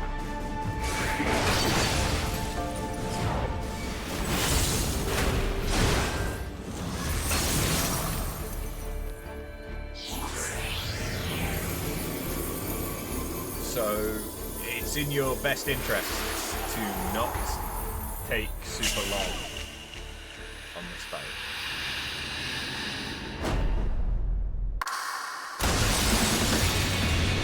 There's Diamond done.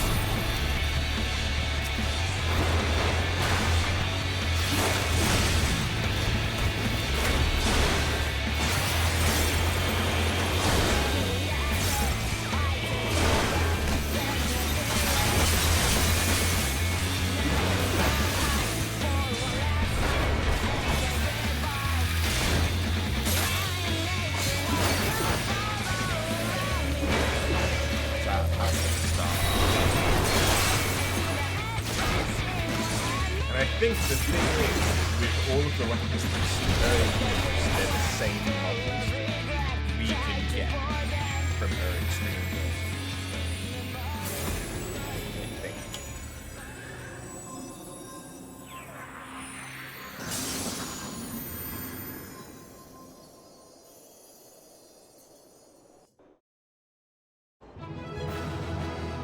I've been watching you for the last couple of weeks. Thank you for the resub. How you doing, man? 77 months. I really need to pull my finger out and work on, like, the channel. No, actually, just end the sentence there. I just really need to work on the channel. Like the alerts and stuff. Oh, she's so pouty.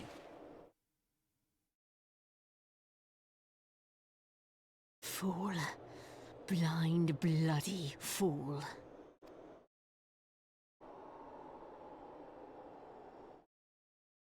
You, of all people, should understand the suffering war begets.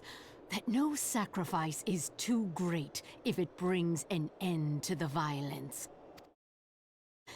Mine is the righteous cause. The cause might be righteous, You but the fight in a method less war so. you do not understand. A pawn of liars and schemers.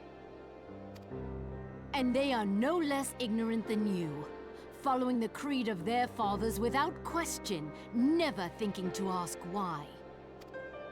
Trapped in a delusion of their own creation, and blind to the truth.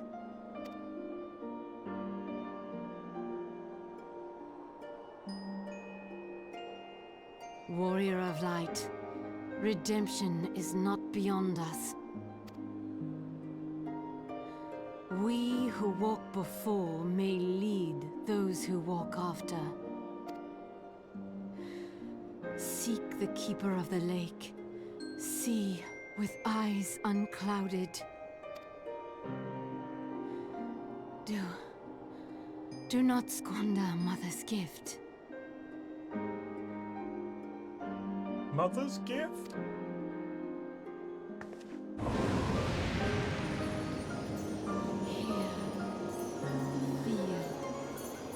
Think. That mother.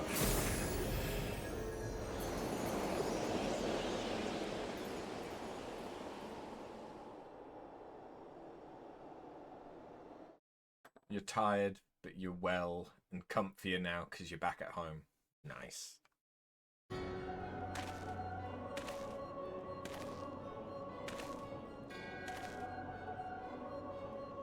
And so the vessel withdraws, a predictable outcome. Nevertheless, La Habrea will be pleased. How unfortunate. How unfortunate that my comrade will be pleased. Whatever, sideburns.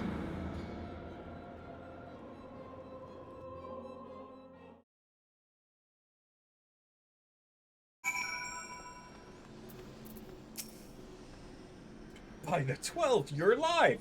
I mean, of course you're alive! Why wouldn't you be?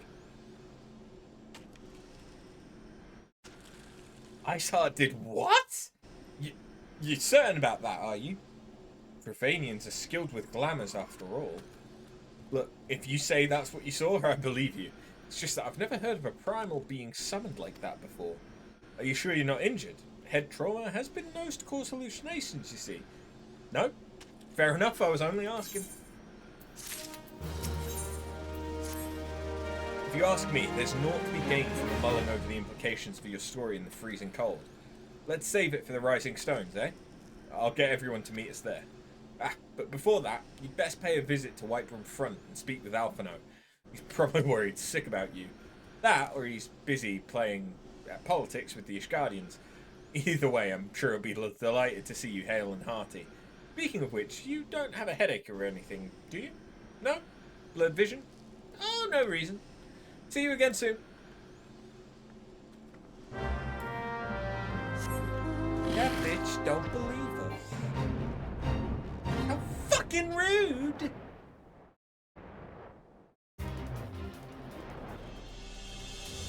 I do need to pick up the extreme raids for A Realm Reborn because there's a mount that you can get from each one.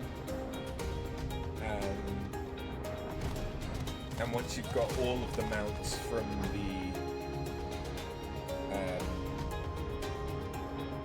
trials themselves, you can then get a special one. And all of the ones for A Realm Reborn are based on horses.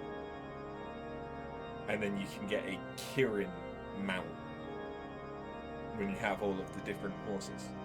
And I want it.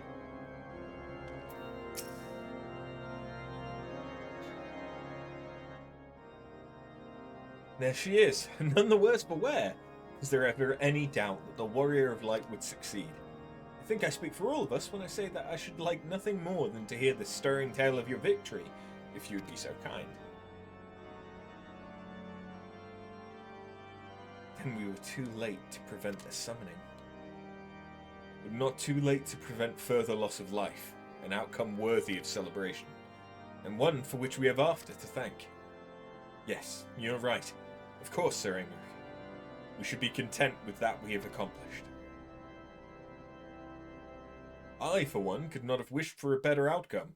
Shiva is no longer a threat, and the heretics have been routed. Aye, there is the matter of Iceheart's escape, but she cannot run forever. Whether it takes days, weeks, moons, or even years, my knights will find her. In the meantime, Lord Drillmont, is the caravan ready? Supplies that your men recovered have been prepared for transport, in accordance with your wishes.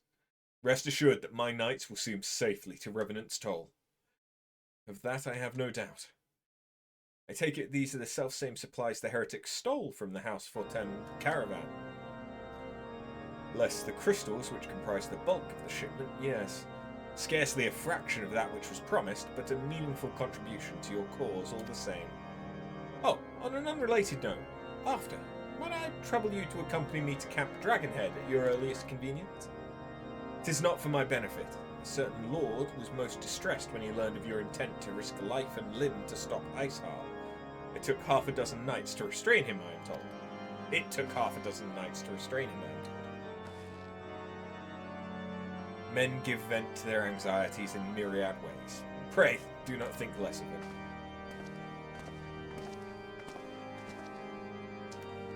That torture one. Was he that worried about us? It's actually really sweet.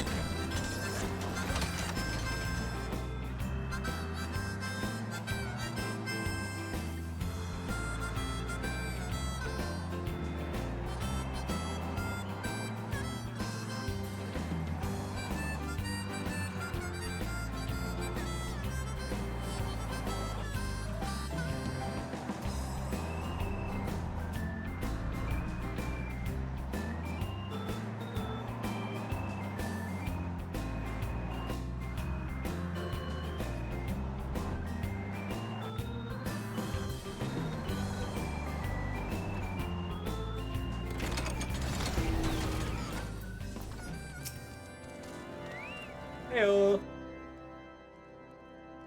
What were you thinking after? Wagering your very being on a dubious theory which might allow you to enter Iceheart's lair, knowing full well that she could have sufficiently forewarning to complete a ritual to summon Shiva anyway? And then engaging the abomination in mortal combat? By the fury after this, the stuff of ballads! A battle for the ages! Would that I'd been there to fight by your side! Yet here I was forced to wait, condemned to wonder at the fate of a dear friend for a veritable eternity! I do not wish such torture on my most hated enemy. But you are here now. That is what truly matters. Let us move on.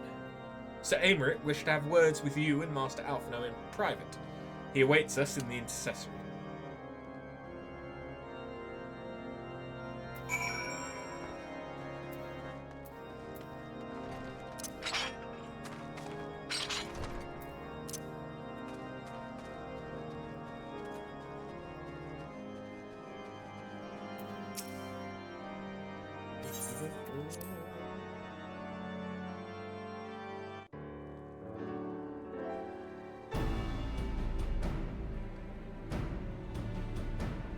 On behalf of the Holy See of Ishgard, allow me to express my deepest thanks.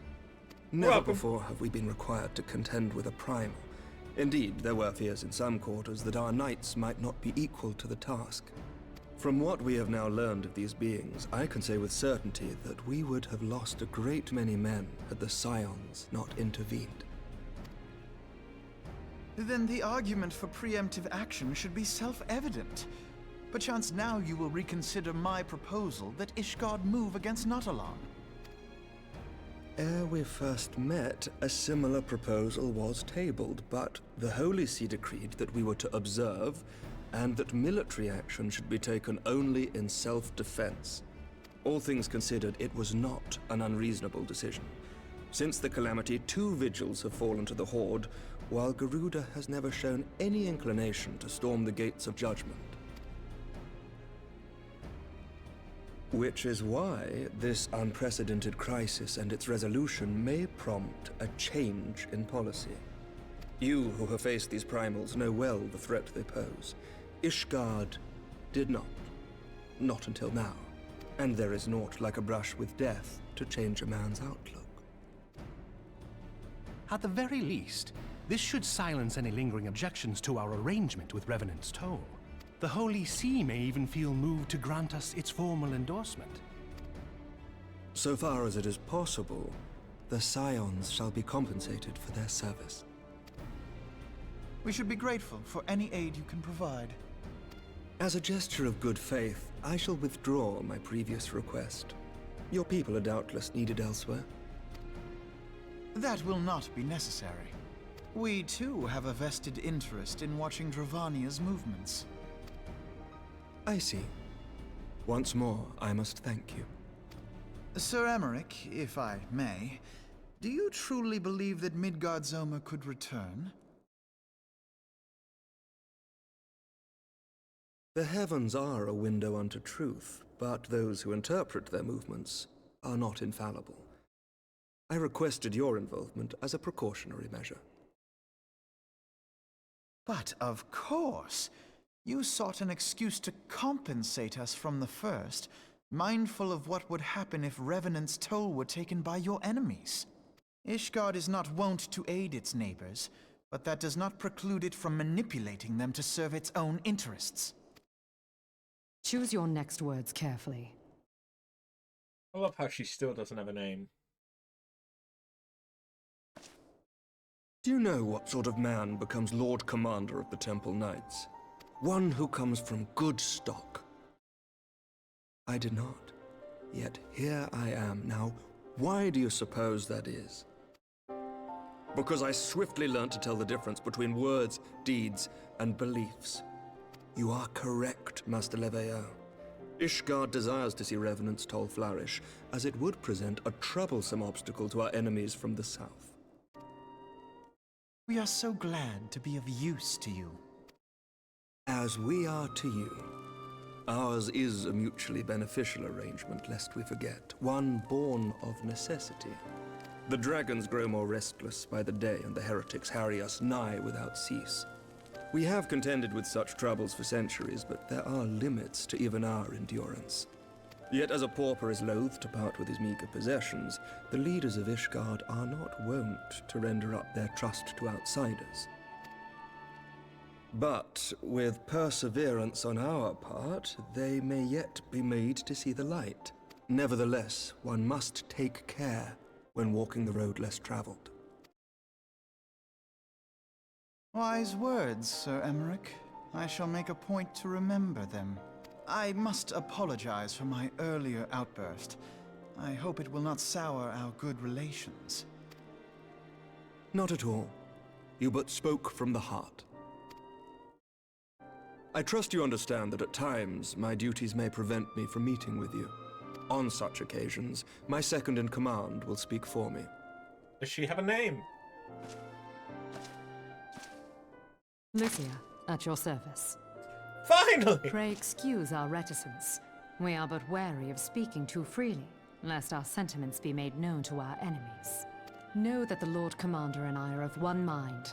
For the sake of Ishgard, and of Eorzea at large, I pray our peoples can put aside their differences. Those who dwell in the past risk losing sight of their future. Should aught befall one of our shipments, pray inform Lucia immediately. You may also relay to her any words you might have for me alone. Not being of Ishgardian birth, she owes no allegiance to any noble house, making her as near to incorruptible as one can find in my homeland. Suffice it to say, I trust her completely, and so may you. But the borders are closed. She's not from Ishgard. How did she get in? Which reminds me, Lord Orchefort, if you would be so kind.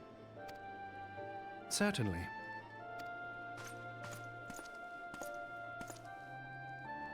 In times such as these, trust is ever in short supply. Mayhap this will go some way to rectify the problem. The results of our investigation into the heretics' recent attacks, as well as our interrogation of the merchant you detained. Sir Emmerich, I cannot thank you enough. Think nothing of it. Ishgard may be many things, but it is no friend to Dalamud. Did I not tell you to have faith, my friend? How am I doing? My teeth feeling better? Yes and no. My teeth still hurt. Well, just the one tooth, really. But it's manageable. Most of the time, just one dose of ibuprofen or paracetamol during the day is enough, and then I take both when I'm going to bed, because it lying down increases the blood flow, because it's not having to push everything's the same level, and so it can be a bit more painful when I'm lying down, which is annoying. But I've got an appointment with the dentist in about 3 weeks, unfortunately on Neff's birthday. So I need to see if I can bring that forward. Or at the very least, I'm going to have to change the day, most likely, because it's Neff's birthday. So, yeah.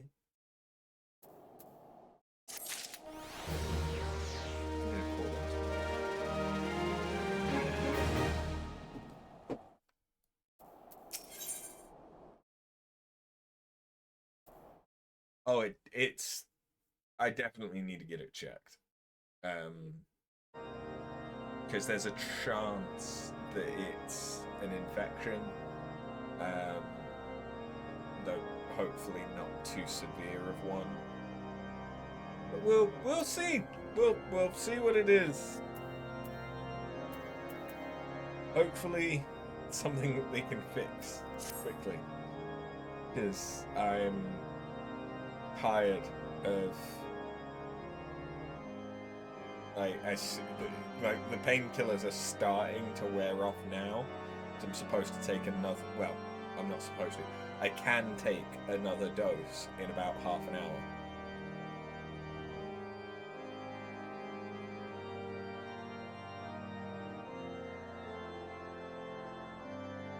But, yeah, I can feel... Even if I don't feel it in my tooth, I start feeling it in my head. It's like I get pressure.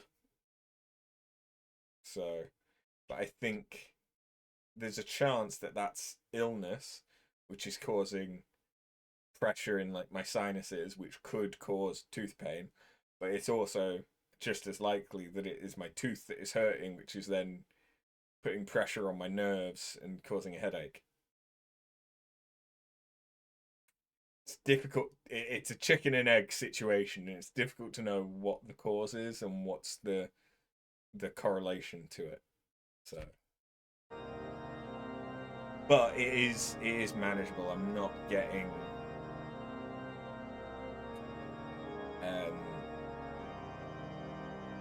like really intense pain, which is good. It's all quite dull at the moment. I'm just avoiding eating on it much.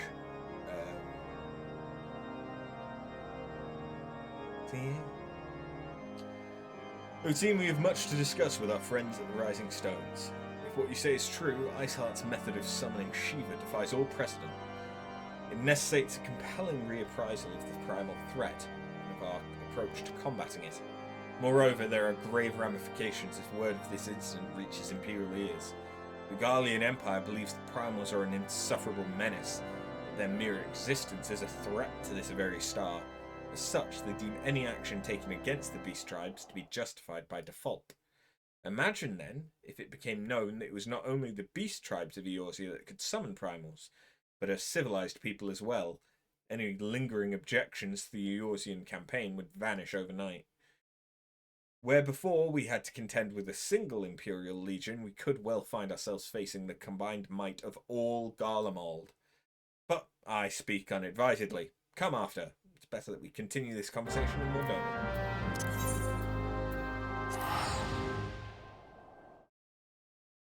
The strangest you had was ear pain that was caused because of draw usage. You had to give up bubblegum due to it. That is poopy butts. That is indeed.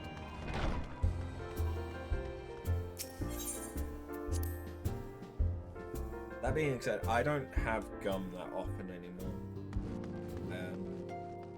But my thing is that like I've got a bunch, like I'm trying to snack healthier because I've been on and off sick for like a month and a half, and it's doing my fucking nut in.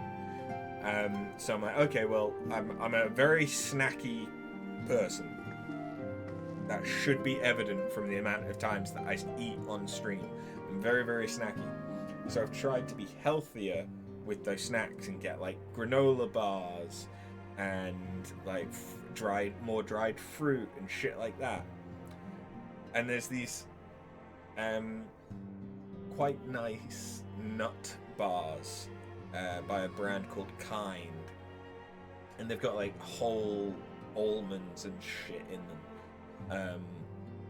And there's this one that they do that I quite like that's like really fruity because it's got like pomegranate and stuff through it as well, so it's quite nice and naturally sweet and all this other shit. And I was eating one of those, but because it's got like whole almonds in it, I crunched down on an almond, and I think that's what started the pain.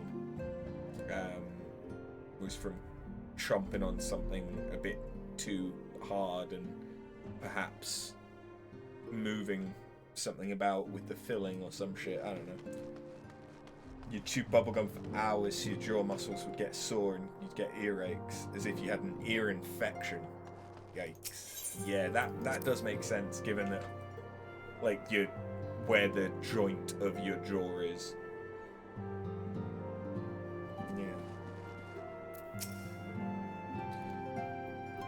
good news is, I think... Words cannot well express how glad I am to see you return to us hale and whole. We are about 2 quests left of this patch. Needless to say, I am most eager to hear your account of that which occurred in Kurthis, assuming you're ready to speak of it. Excellent. I shall summon the others at once. Hey, if it means I get a voiced cutscene, fucking go for it, love.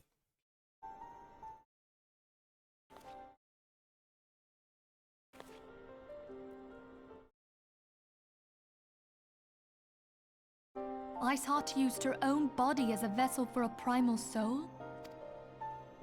Master Louisoix's writings make no mention of such a possibility. Can we be certain this entity was a primal?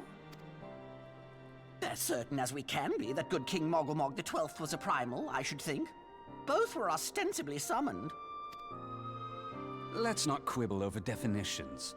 Of more concern is the implication that Iceheart retained her will, even after she was possessed. We are talking about a mortal, wielding the power of a primal. It can't possibly be that easy, can it? There must be some sort of sacrifice required. Or maybe she's just special? What qualities this woman possesseth, I know not. But full sure am I that she was groomed for this role. Few are privy to the secrets of summoning, and but a single party standeth to profit from their dissemination. Well, I wouldn't presume to comment on how the lass came to know about summoning, but I will say that what she summoned was a primal. The readings were the same, or near as damn it. Strange as it all sounds, it's really no different from what you've faced before. Then mayhap it is time that we re-examined our previous encounters. Pack your things, Ida. We're going back to Gridania. Yes, sir. About Iceheart's final words to you. Hear, feel, think. Hydaelyn speaks to her as well. If Iceheart is blessed with the power of the Echo, she will doubtless have used it to further her goals. Or could it be that it was a revelation granted her by the Echo which first set her on this path? She did say that the Ishgardians were blind to the truth. Do you think she has knowledge of the origins of the Ishgardian-Dravanian War? It would do much to explain her unwavering conviction. Did not the Lady Iceheart implore thee to seek the Keeper of the Lake? And did she not imply that in so doing thou wouldst come to see with eyes unclouded? Midgard-Zoma was a king amongst kings who reigned for centuries on end. But he is dead and his wisdom lost to the ages. Unless the Ishgardians' fears are well-founded. It would seem we have yet another reason to stand watch over the Keeper of the Lake. For a mercy, we are well positioned to do so. Iceheart, Shiva, Ascians, and Midgard-Zoma. I shudder to think how they're all connected. They're forming a pop band, like ABBA.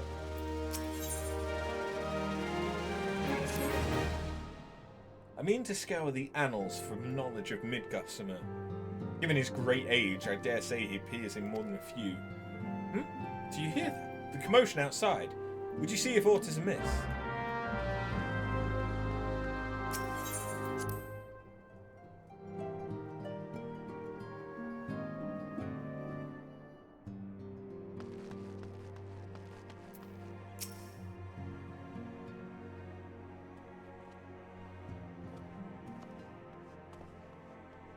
After, 'tis well that you're on hand. We have a problem. Royale has escaped. Happened shortly after the Immortal Flames took her into custody. She'd been placed in a dungeon cell ahead of her coming trial, but apparently the accommodation was not to her liking. The turnkey was found slain along with 2 guards. It is plain she received inside help. Citizens report seeing Royal quitting the city via the Gate of Nald with a bloodied spear in her hand. She makes for Castrum Meridianum, I'm certain of it. With her fate in Eorzea as good as sealed, what recourse has she but to flee to her imperial masters? Even as we speak, Captain Ilberd and the First are hot upon her heels. Pray, make haste to Camp Blue Fog, Blue Fog, and join the hunt.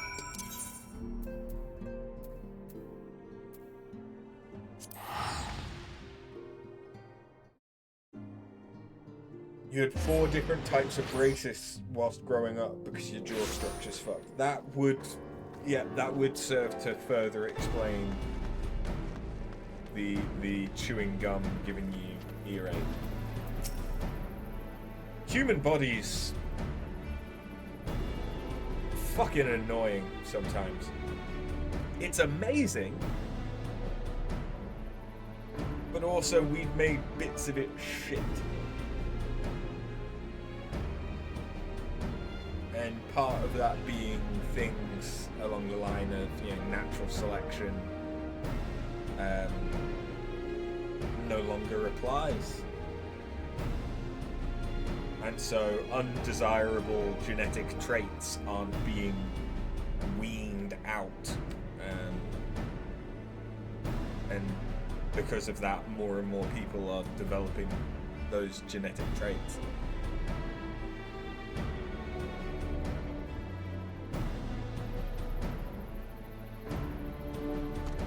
That's not me saying that I want us to wean out poor genetic traits. Because if so, I'm fucked. I'm extremely likely to be autistic, possibly a bit ADHD. I've got a history of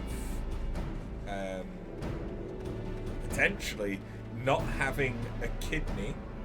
I might only have one, because my dad only has one kidney. He hasn't had one removed, he only has one. So I'm at a disadvantage already if that's the case.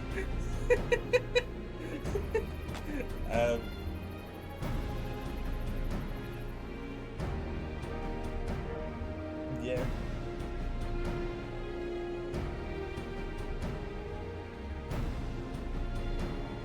Look at your genetic dump truck. Shit heart, shit teeth, shit eyes.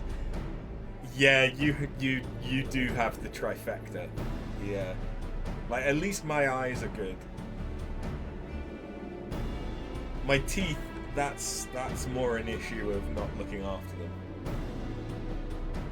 I could have had braces to fix some misalignment. It's not bad. It's not major. So they weren't needed, and so I decided to not get them because I didn't want braces. Because who does? But the probable autism, and if not autism, certain neurodivergence, it's difficult to develop habits. Like brushing teeth, especially when I fucking... You know how white people will say that something is spicy when it's not? Toothpaste is spicy. Mint is spicy. I hate it. I've gotten more and more used to it as I've gotten older, and it's been less and less of an issue because I've developed ways to just basically avoid getting it on my tongue as much as possible. And there's stuff like High Smile now. There's a lot more options for toothpaste that isn't just aggressively minty. But that was a big thing, is I fucking hated the taste of mint, and toothpaste is so aggressively minty, and then the like cooling effect of the mint, or like menthol, anything menthol or xylitol. Blech. I hate it. I fucking hate it. I can't stand it. Sensory issues. Probably autism. So I never really developed the habit, and my diet is shit because I drink mainly fizzy drinks. So yeah, got shit teeth, but it's not genetic, and it's not the fact that I'm British. It's the fact that I am a petulant little cunt that didn't brush my teeth. And now it's potentially too late to fix. My thanks for coming, sire. I've spoken with the soldiers here. They say that Royal walked through the camp not a bell ago. Aye, she walked right through. You did not mishear. Over our Barnes' decision to keep the matter secret, thank for that. Bad for morale, he said. As a result, not a single flame in the garrison made any attempt to detain her. So here we are. Riley must not be allowed to reach Castrum Meridianum.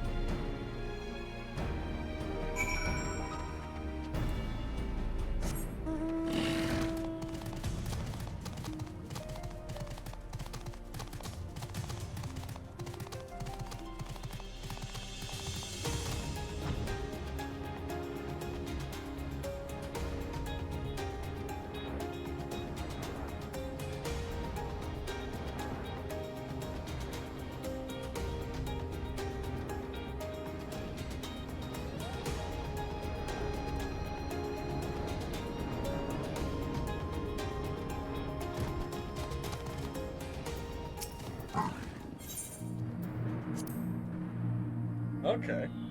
I don't remember this.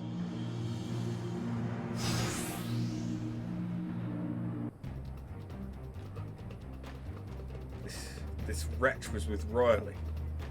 He threw himself at us with his mistress might escape. She didn't blink when we cut him down, not even when he started screaming. No loyalty even to her own, the goddamned harpy. With me, Scion, we almost have her.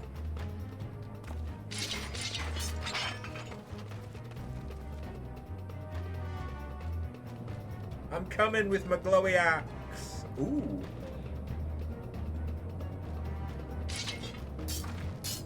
I like her outfit. I like that chest piece.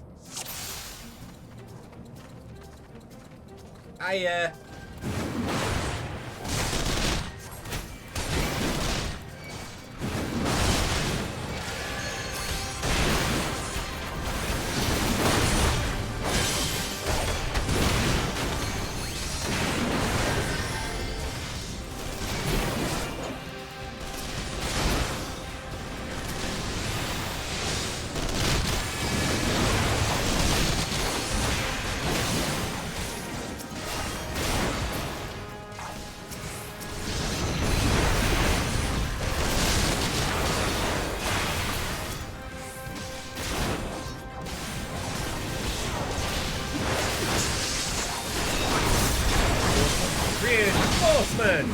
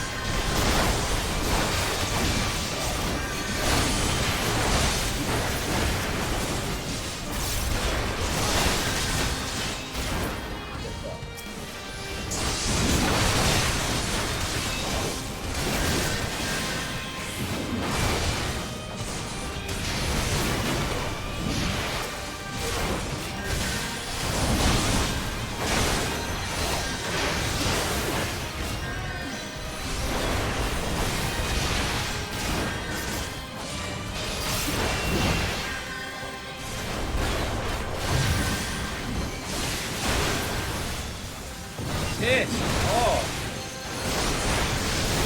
Oh, hey, you Gary.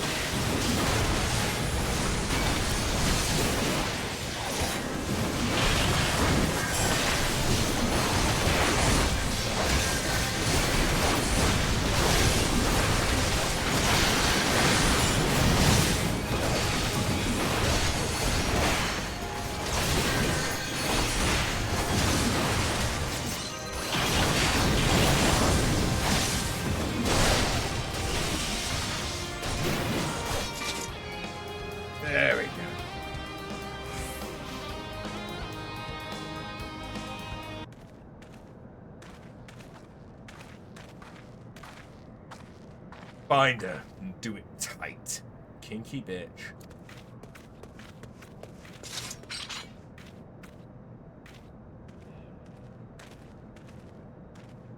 Good work, men.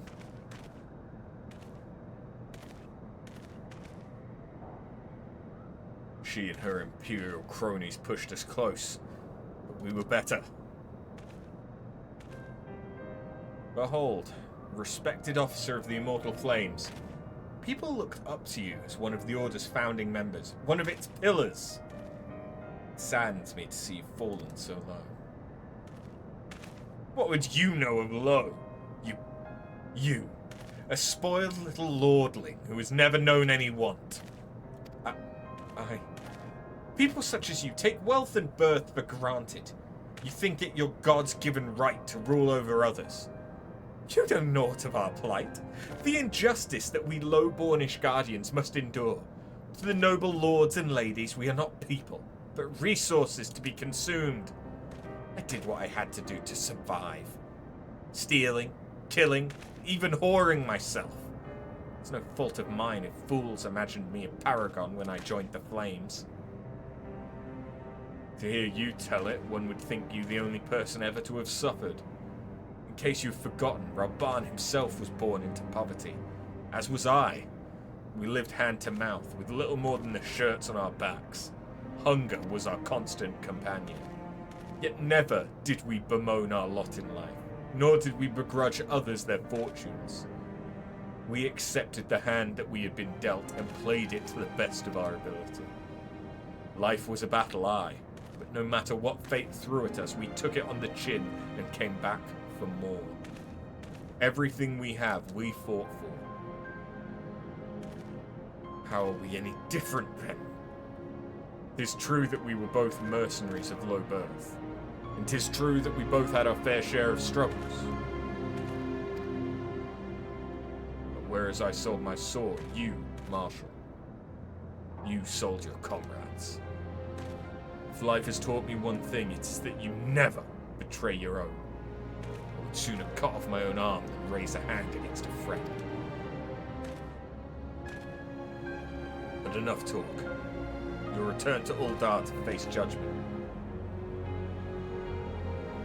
And the people whose trust you have dragged through the gutter. You're a very tired boy, so you're gonna go rest. Fair enough, Tinker. Thank you for coming by. Always good to see you. Get some rest, man.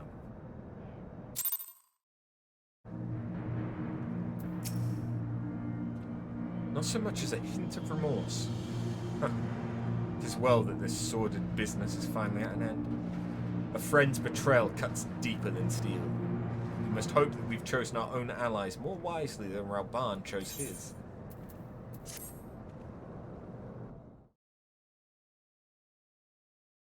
I have heard. Truly bothersome business.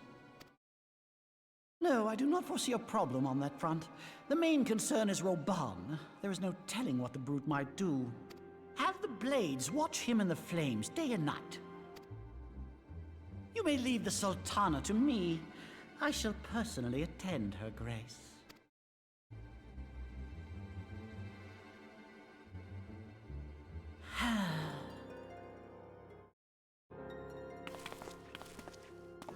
Sever one of the East Aldenard trade routes. That ought to keep Lolorito occupied for a while.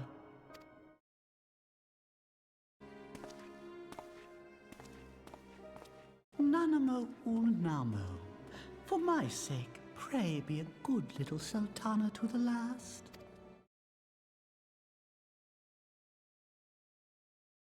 I want to punt that baby so bad.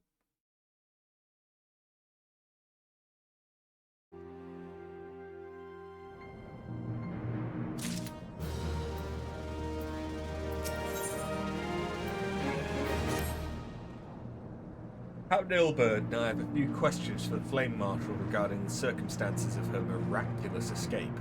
When we've completed our interrogation, we shall take our findings directly to General Rauban, and that shall be the end of it. Your work here is done, my friend. My thanks. I have one last task for you. Return to the Rising Stones and apprise Minfilia of all that has happened. I am aware that the antecedent held Royal in high regard, but for better or worse, she'll want to know how this tale ends.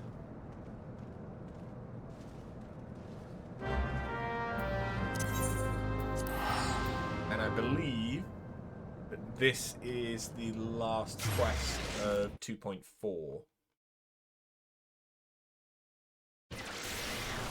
So this will be the end of the patch, and then there's only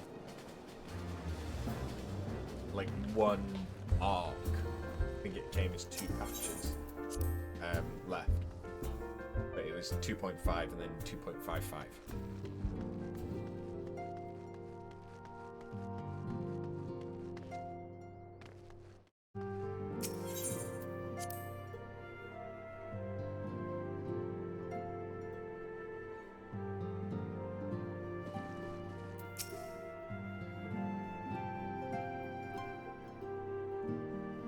Welcome back, my friend. I have already received word from Alphino.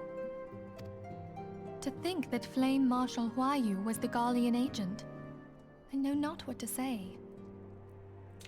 Huayu?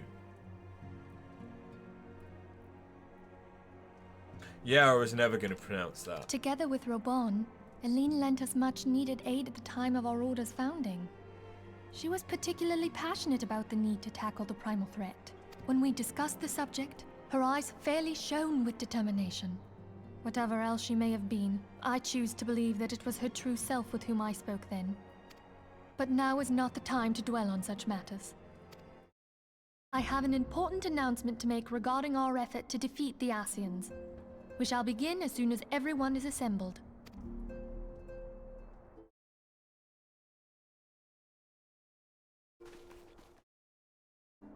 My thanks for coming, friends.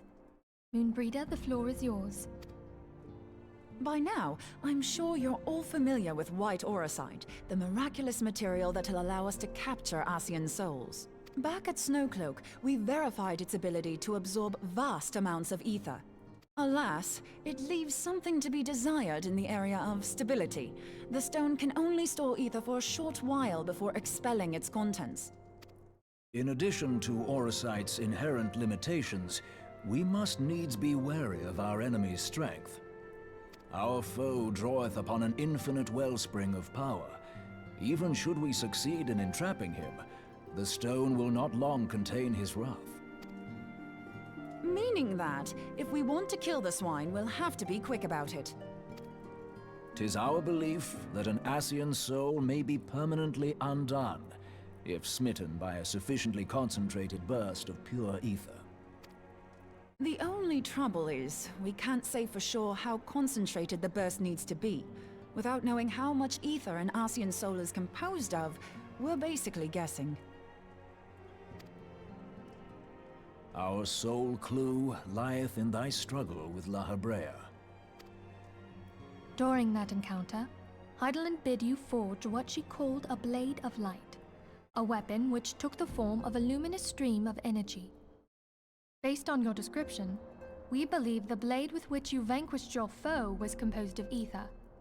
Admittedly, your victory proved ephemeral, as La Habrea was able to use a crystal of darkness to flee into the space that lies between our world and the void. The fact remains, however, that Heidelin placed the means to destroy the Ascians in your hands.